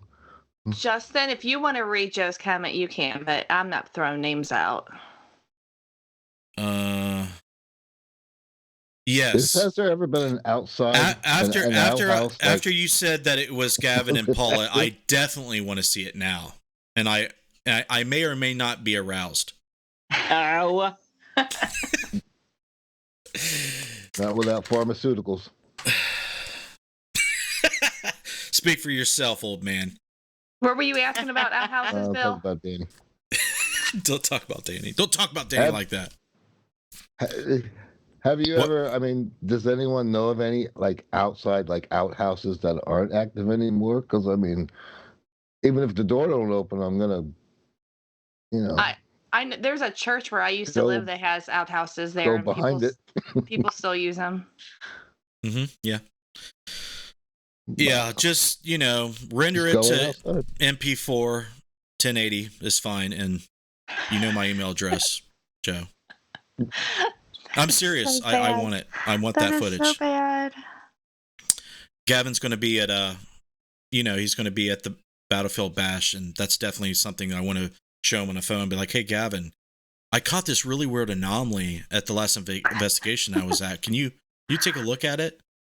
Joe says you all know that the porn thing is a joke, right? Some people think it really happened. It's not a joke. It's out there really in the happened. universe, Joe. It really happened. That's the only time that we don't need not proof this one. to know what had happened. Yeah. It really did happen. This show is kind of completely off the rails. It's completely lost control. We've lost control of this live stream, folks. First, we talked about peeing in a bucket. Now we're talking about sex at locations. Hey, Josh actually said thank you, Missy. So fun. Aww. He didn't mean it. I know, right? He probably didn't. Peeing in a bucket and POV cams, and neither of them came from me. So what does that tell you guys? Bill's being on his best behavior tonight. No, wait. No, Bill he usually is really, he's not reserved on the show, but after show is when, like, it all comes out. Yeah. Here, we're going to have to do this again. Bill's his video is not very stable, so we'll go back to this. Either is his mind. You'll go back to Jessica, play with her hair? Mm-hmm. He also wants to know if Josh is drunk. Probably. Josh, drunk? I doubt it. When the weather starts to get a little warm, he likes to take a couple sips off the moonshine every once in a while. Off the shine. Off the shine. Hello from the UK. What's up, Ian? Thanks for joining. Betty says, is this the after show? Yeah, it is. Could be. This is exactly how it is. When the show goes off the air, this is it. You're seeing it. Josh and Derek on here. That's when it really rolls. Mm-hmm. Yes, and then you guys talk about like really true scary shit, and then I can't sleep the rest of the night because that's when that shit comes out. I can't explain it. Eat my shorts. Eat my shorts. But I mean, when we're doing it, we can sort of explain it away. We stop debunking things when the show goes off air. It was real, man. Bill, what has been your your biggest oh shit moment in a location? When I literally slipped in dog shit. You remember that? I was in the graveyard and I slipped in dog shit and I busted my knee on a tombstone. Was it ghost dog shit or was it really there? It stunk. It smelled really bad. And I got it in my car and I took it home. It was like an attachment, but a shitty one, man. It was bad. Wow. What does this show That really come happened, to? though. You can watch the video and see it because on my video cuts out. Yeah. Okay, I think I want to see that more than I want to see Paula and Gavin having sex now. God, we are so unprofessional right now. I feel so sorry for them. What the hell are dogs shitting in the graveyard? I want to be like, hey, Gavin, do you want to have a whole new reason to hate Joe Vitale? I kind of want to see the shitty video too, because I still picture Bill. What are we looking at? What is this? Here, I guess I can turn the audio back on, and he'll tell us. Looks like my grandfather eating ice cream. The answers for you. Craft making its way towards Earth. Craft leaving some kind of hidden behind the streak of plasma wave of this cigar-shaped craft. Boobs in space.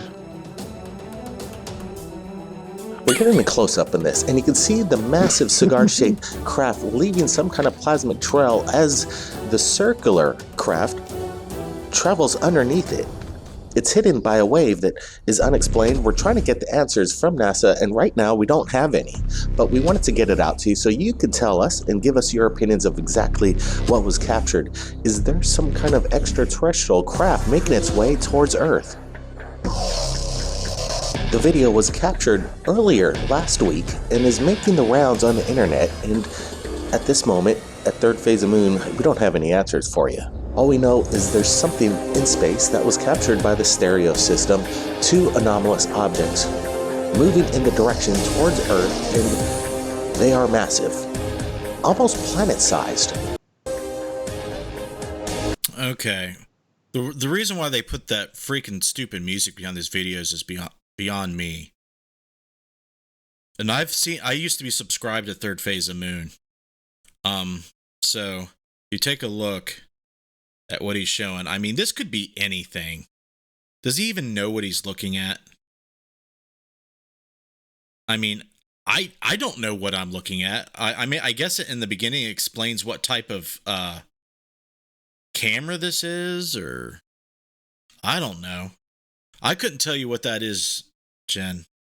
I have no feedback to give you on that other than the music in the background was horribly designed. Sorry. I can't.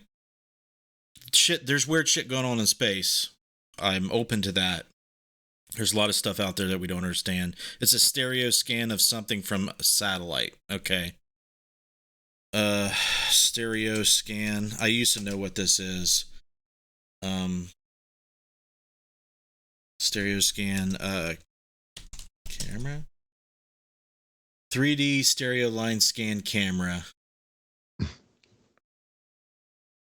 Yeah, I don't know much about stereo scanning to know how they imaged that. Do you know anything about stereo scanning? Oh, is that what it is? It's a really high-tech SLS camera. Yes. It's the PlayStation version. What is Scotty talking about? Technical issues or psychiatric issues? Yeah, we were lagging on YouTube for a little bit. Oh, okay. Laura's like, I think we're reviewing a video. Or we could be talking about pool noodles. MP says, ask Justin why the Earth is not flat.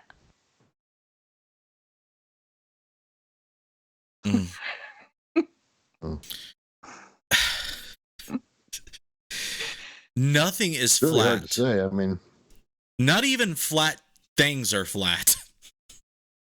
Space is curved all the time.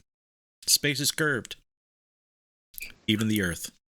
It's round. TJ Shelton said, YouTube search, why is this Walmart haunted when you get a chance? Okay, YouTube. Why is this Walmart haunted? Is that the one Jessica was in? Maybe. Yeah, it's because Jessica was in it. Why is this Walmart haunted? That's what she said. Okay. All right. I hope I don't regret this.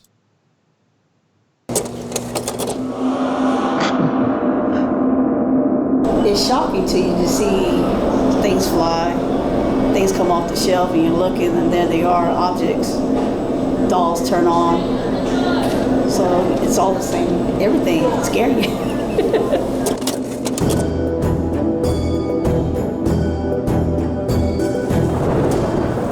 The worst natural disaster ever to strike this country hit the Texas coast. They could see it coming in, and that they knew the wind was getting higher and higher.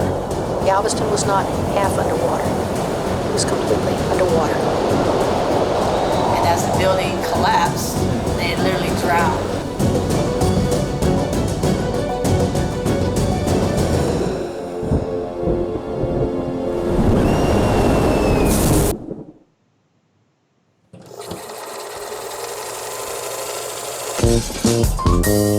Working on the rollbacks, prices going down, down. Working on the rollbacks, whoop, another goes down. Working on the rollbacks, prices going down, down. Working on the rollbacks, whoop, another goes down. Get the Walmart rollbacks. Working hard to save you even more. I'm immediately starting to regret this. They just had to throw that ad in That's there. right. They got a little A yellow superstore bulb. where your family can buy groceries, get your prescription, and go to McDonald's all in one stop. Not expecting a place that's haunted, right? Well, if you come to 6702 Seawall Boulevard in Galveston, Texas, you're in for a treat. Galveston Island is located right outside of Houston, Texas, situated on the Gulf of Mexico. This island has a long history of innocent deaths, especially from the Great Hurricane of 1900. Up to 12,000 people died the evening of September 8th that year. A building named the St. Mary's Orphan Asylum housed 10 nuns and over 90 children. During the hurricane, they waited anxiously inside while the sisters had the children sing the French song Queen of the Waves to calm them down. Soon after, the children saw something coming their way. So as they watched through the balcony, the water's rushing in and rushing in. The nuns tied the children 8 to 10 with a clothesline. And as the building collapsed, they literally drowned.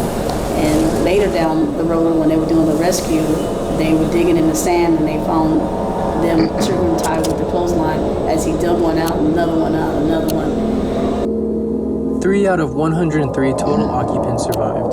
The rest perished.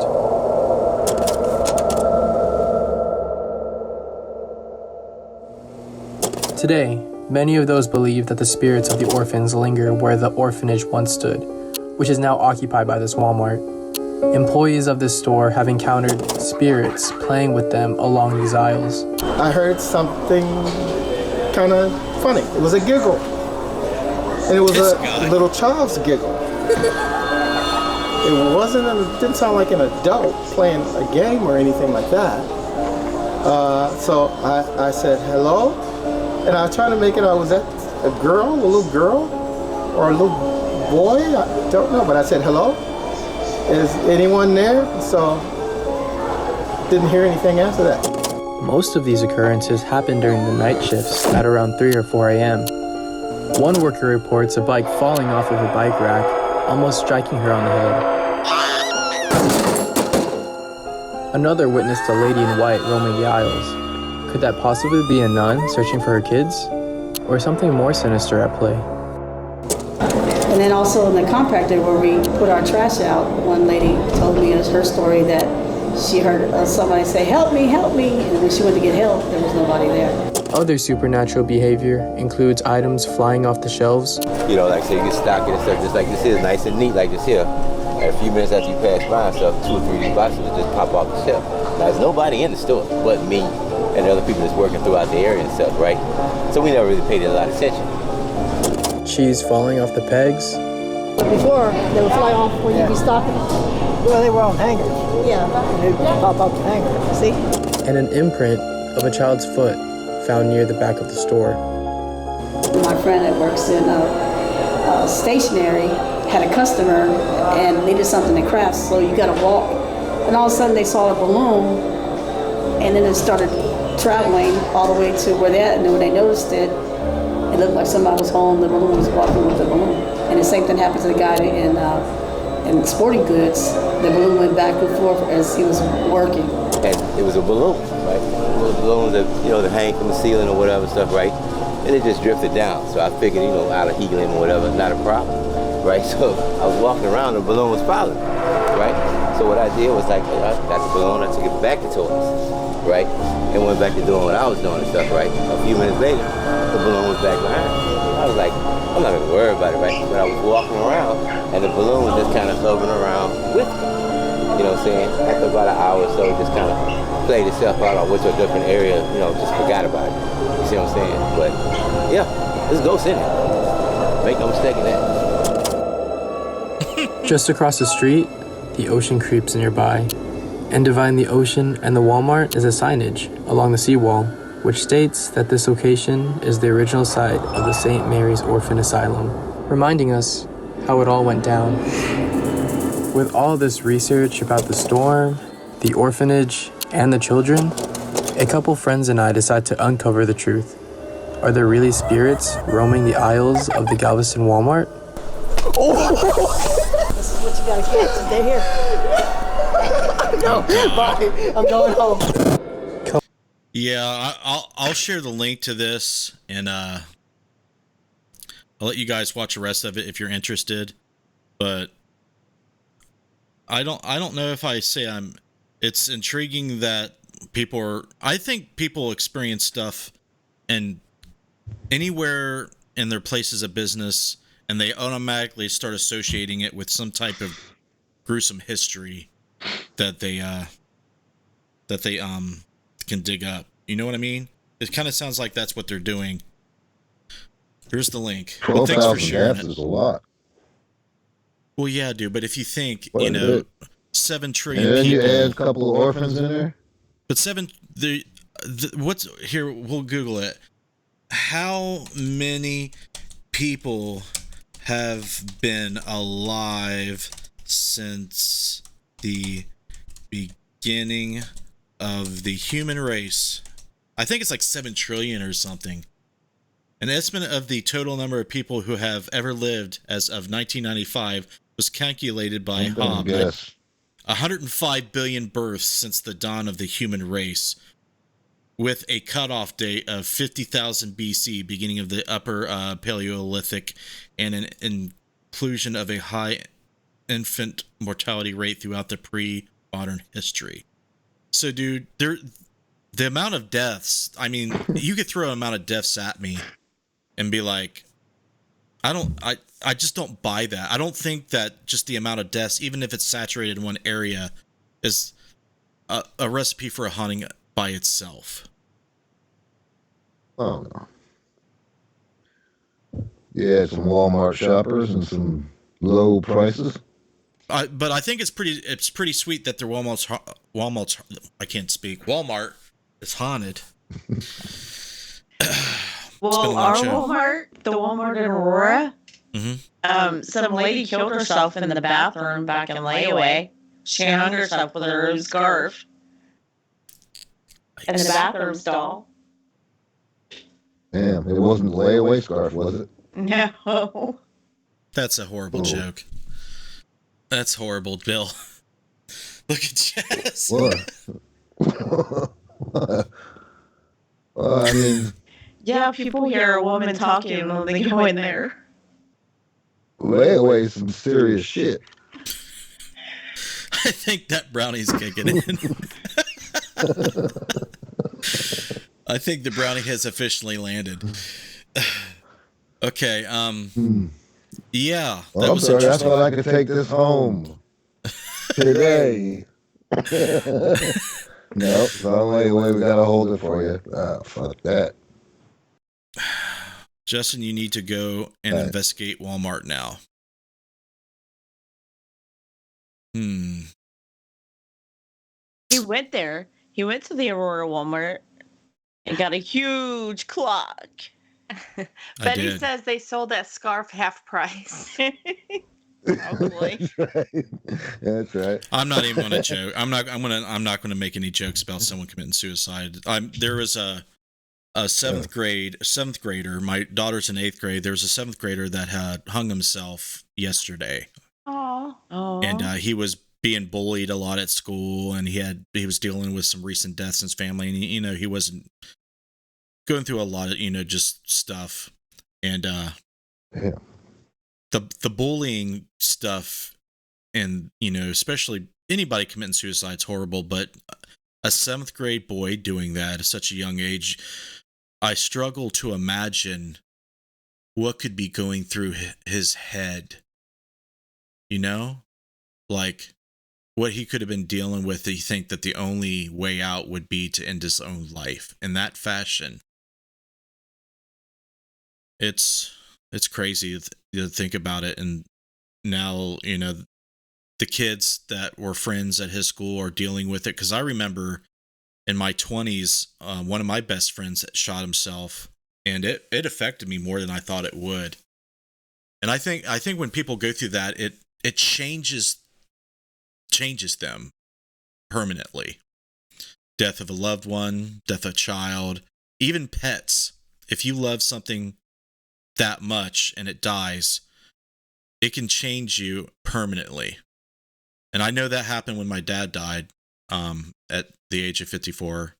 It's the reason why that I'm part of the major contribute to why I do what I do now, because the life after death stuff just seems more important.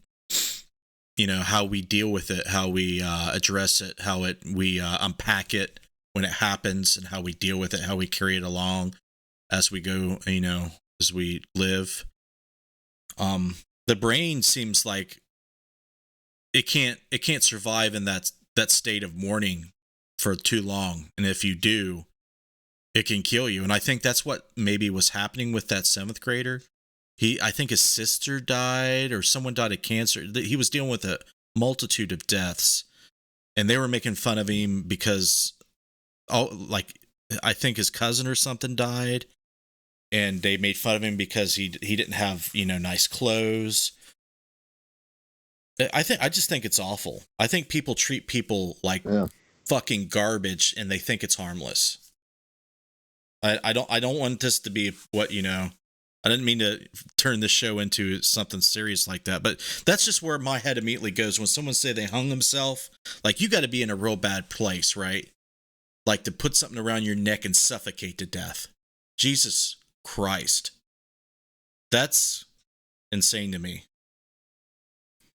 Like, any type of suicide has got to be some type of recipe for spiritual unrest or spiritual unease. I mean, that could be a recipe for a haunting or anything. I mean, what do you guys think about that? I mean, have you dealt with a suicide in your family? I see you, Salvatore. Thanks for joining us. I mean, go ahead. One of my best friends actually hung himself. Mm-hmm. I think I remember you telling me about that. Yeah. And he was standing above me going, I meant to do it. I wanted to go. I had to do something.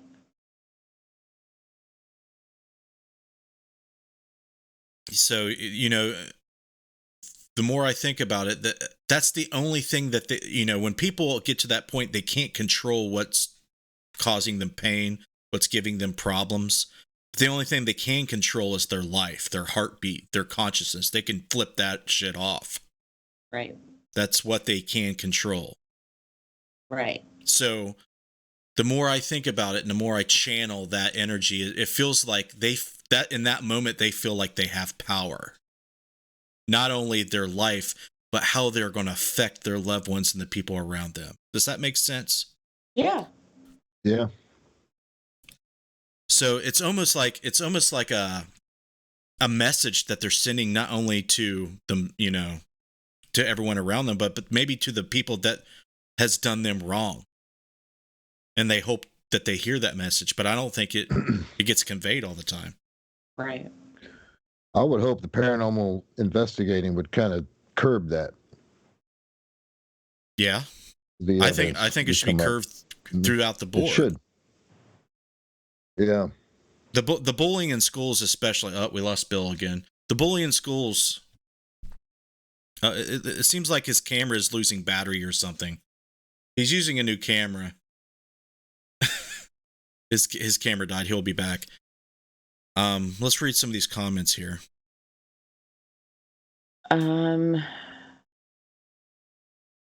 Gilson said my brother took his life 18 years ago. I think I remember him mentioning that before. I don't know, but I am sorry. TJ said, I talked to an 87-year-old man today who told me he used to be on hospice, but couldn't figure out how to die, so he got better. Okay, that's very interesting. Gilson also said, my mom just told me she is having dreams about him again. I don't know why. Okay. Gina said, this shit has to stop. I've thought so much over this. Bullying in schools, there is a zero tolerance policy. Yet I have watched where nothing is done. My grandchildren go through it. It is awful. Yeah. And see, this is what's really terrifying. My daughter was saying that people are making jokes about the suicide. You know, the stupid fucking jokes that you hear kids say. I was like, oh, I heard that boy's still hanging around. Ha ha ha. You know, that shit.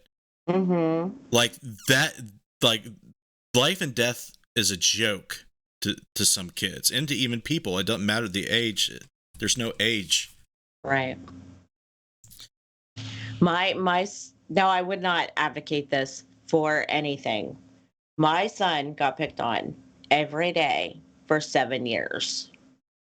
In the 7th grade, he looked at the kid that was making fun of him, and he picked him up, flipped him over, and pile drived him, and no one ever said another word to him. I advocate it.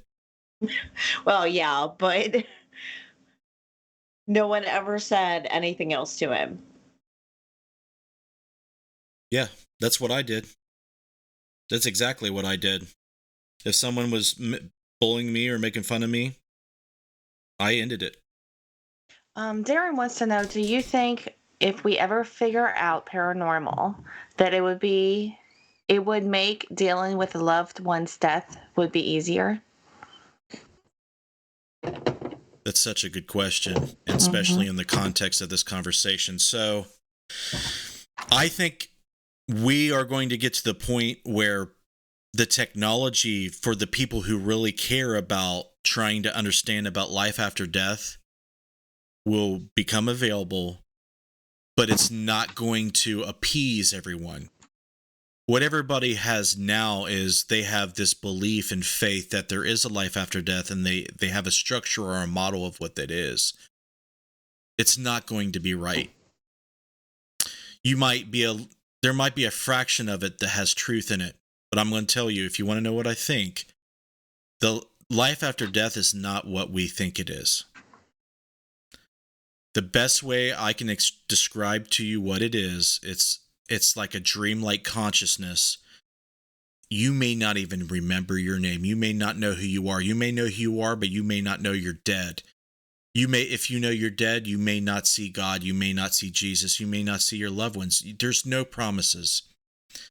And the stuff that we're dealing with that we believe in our hearts is paranormal may or may not turn out to be what we think it is. It's so mysterious even today that we're just taking guesses, folks. We're just taking shots in the dark. The psychics and the mediums out there, yes, I believe that people are gifted, but we are limited to what our brain can comprehend. And to comprehend things that are larger than what our brain is possible to comprehend, there's a threshold, a limitation to what we can possibly understand. And I think God is one of them. I think what our life means to the universe, the meaning behind all this. We try to understand it through the only means in which we know how. Is it enough? Are we smart enough, and are we capable of understanding what's really out there and what's really going on? I'm not really optimistic about that, but I hope I'm wrong. Believe me, I hope I'm wrong about it. Because, you know, we can make educated guesses. Yes, we can. And I think that a lot of people do. I think a lot of people watch too much TV, including myself. I think we're influenced by things that we don't think we're influenced by, but we are. I think that we're insanely biased when we don't think we are. I think that we can be extremely imaginative when we think that we're grounded and we think that we're being objective. We're humans, and the human nature, an element of that, when we're trying to look at the truth and the answer behind these things, don't coincide as well as we would like. So the answer to the question in short would be, hold on. The answer to the question in short is, yeah, we're probably going to figure out what the paranormal is, but it may not be anything what we think. Go ahead, Bill. I say we need to build a big telescope. What are we looking at? That we can use. You know, like up in the universe and neighbors' windows. I don't know. You know. Okay. Can't you rent time on that? Can't you rent time on those big telescopes? Mm-hmm. Yeah, you can apply for it. Cool. And you may get it. That would be cool. And pieces, we can't understand how the universe gives us everything. It just does. A Fireball says, but I'm trying to catch up with these comments. Spirit Stalker says she agrees. The best we can do, folks, is to do the best that we can while we're here. And we can sign off the show by me saying this, and let this, you know, take it however you would like. But I know in the pit of my stomach, in the back of my mind, and every fiber of my being that at the end of my life, when I know it's going to end, I'm going to look back. You know, you hear these stories about these near-death experiences. The life flashes before their eyes. If you have the privilege of knowing your brain's realizing you're about to die, you'll do like an evaluation of your life in a split second. And that's that life flashing experience that people report. And you are going to judge yourself more critically than any God will ever do that. And the last thing I want to do before I take my last breath and I punch out is have any regret. I don't want to go out like that.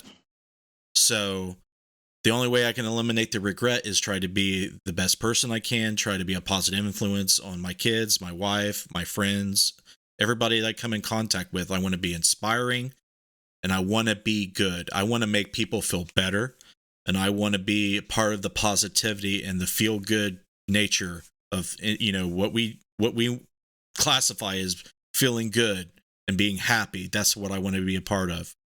And when I punch out, if I felt like I did that, I feel like I can go out in peace.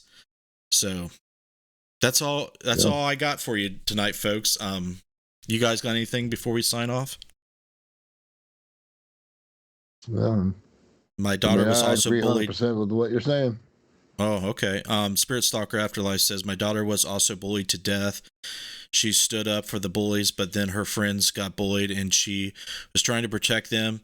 She took her life to try to put an end to the bullying. Her friend, I think she got cut off there. Yeah, there's a character limit on YouTube. I don't even want to think about what it would feel like to lose a child. That's one of the main topics that I always go to when I talk to my mom. Yes, that's my ultimate fear. Christina asked Justin, I'm hesitant to write this, tired of hearing people say BS. I've helped spirits cross over for 30 plus years. I'm not sure I understand the comment. What am I missing here? I'm hesitant to write this, tired of hearing people say bullshit. I've helped spirits cross over for 30 plus years. So you're hesitant to write it because you think that what I'm saying is bullshit? Help. Is that what you think? I'm honestly asking that because it matters. Would love to talk about it. Okay. Well, what you said and what she's talking about are two different things. Or, I mean, it could, coincide, at the end. So I don't know why I think she was talking about something else. Yeah, it's possible. I don't think it was your story. Okay. Well, yeah, you can email me at Justin Brown. That's why some cross over and some don't. You evaluate yourself and. Yeah, I mean, I have a lot of ideas why I think people, if crossing over is a thing, I'm hesitant to say that I know what goes on. I know a lot of people are passionate and feel strongly about what their spirituality and their idea of what goes on. But I don't feel bad about saying that I don't know. I just have guesses. Anything from you, Jess or Messy? Nope. Jessica's is like, nope. Well, I mean, I don't know. I mean, I agree with what you're saying, and I think with me coming in too with my abilities, it's like I lost my, the full title was a stepfather, but I looked at him as more as a dad, and I think with me having the abilities that I do have, like it was easier for me to accept the fact that he passed away, which is odd to me because I never handled, somebody passing away easy. And I didn't handle him easy, but it was more or less like I know that it won't be the last time that I would be able to connect with him, and it hasn't been. But so to me it just feels like it's just different for me when I'm, losing a loved one. Now, heaven forbid if something happens to, another family member, would it be different? I don't know. But and I feel like the people that I have picked up on and stuff, it's almost like what you were saying about crossing over or whatever. But I feel like the ones that I feel that's lost, the one that gives me so high anxiety, it feels like they are, that they are lost, that they haven't crossed over. But like you said, do we really know? No. There's so many opposing beliefs. If there's truth in the universe, which there is, I think truth is embedded in all things in this universe, but us humans aren't agreeing with each other. According to the Christian belief, there's no hauntings. There's no people that can't cross over and ones that can. There ain't shit about it in the Bible, and they don't teach you about it. And that's a leading religion in the world is Christianity. But it's starting to wane. People are starting to come up with their own spirituality and their own beliefs, and they diversify their own spirituality. But I'm not hesitant to say that there's a lot of shit we just don't know, and we think up a lot of stuff, and we can only go off of what we feel and our own experiences, but there's a lot of unknowns.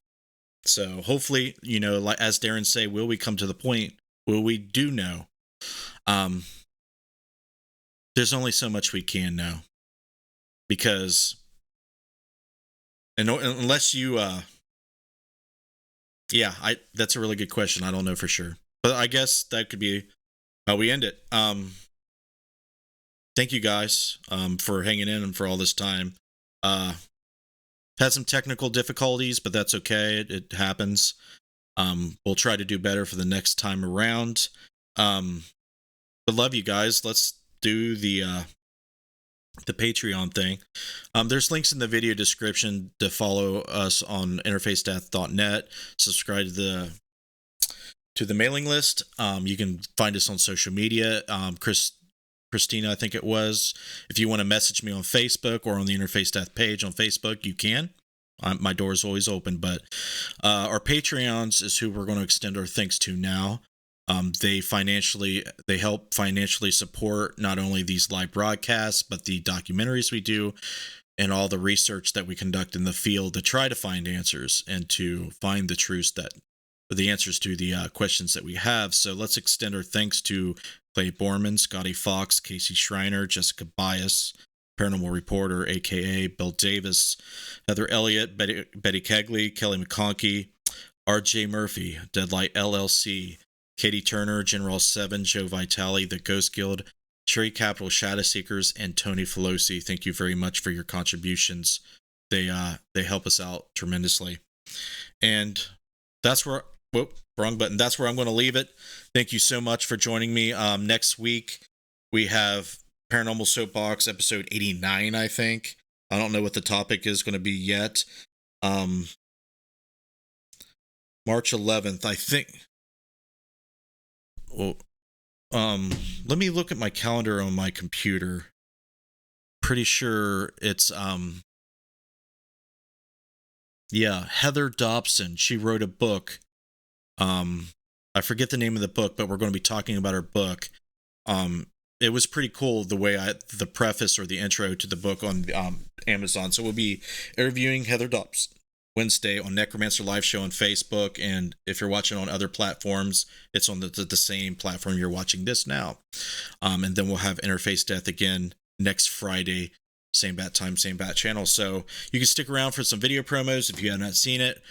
This month, we're going to be releasing the Haunted Hartford City documentary. It's going to be available on our website via rent, Blu-ray. You can purchase it on our website, but you have to go to our website to watch it, and it'll be there permanently for you to watch. And that's all I got for you guys. Thank you very much. Have a very, very happy Friday, a good weekend, and we'll see you next time.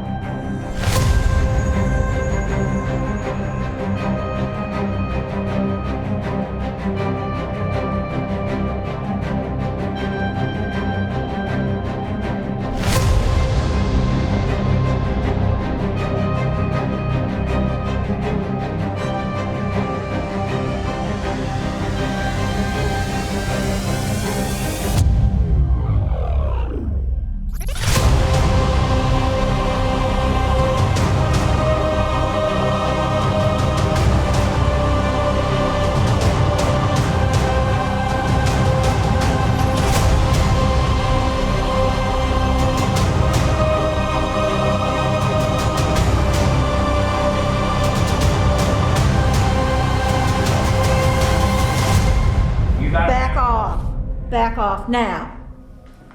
In God's name, back off. Oh. You go back to your bathroom, you stay back there. I got you.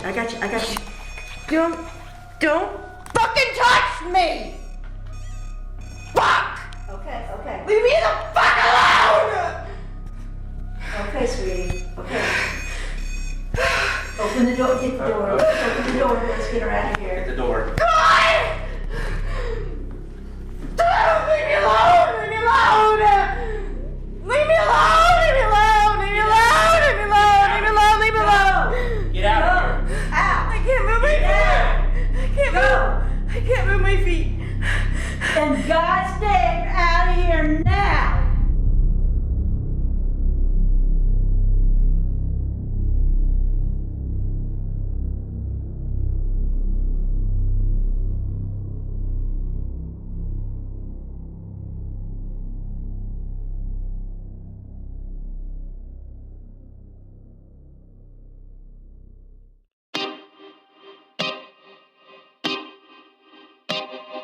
This is Jason Bland, host of Midwest Paranormal Presents Paranormal Soup, where we stream live as a webcast every Sunday night, 11 p.m. to 2 a.m. Eastern, with guests who will blow your mind. Live ghost box sessions where you can call into the show to see if the spirits will talk to you, and the world wide web of weird with the latest in paranormal news and evidence. We're bringing the weird every Sunday night, 11 p.m. to 2 a.m. Eastern on our Facebook page and YouTube channel. Don't forget to follow and subscribe.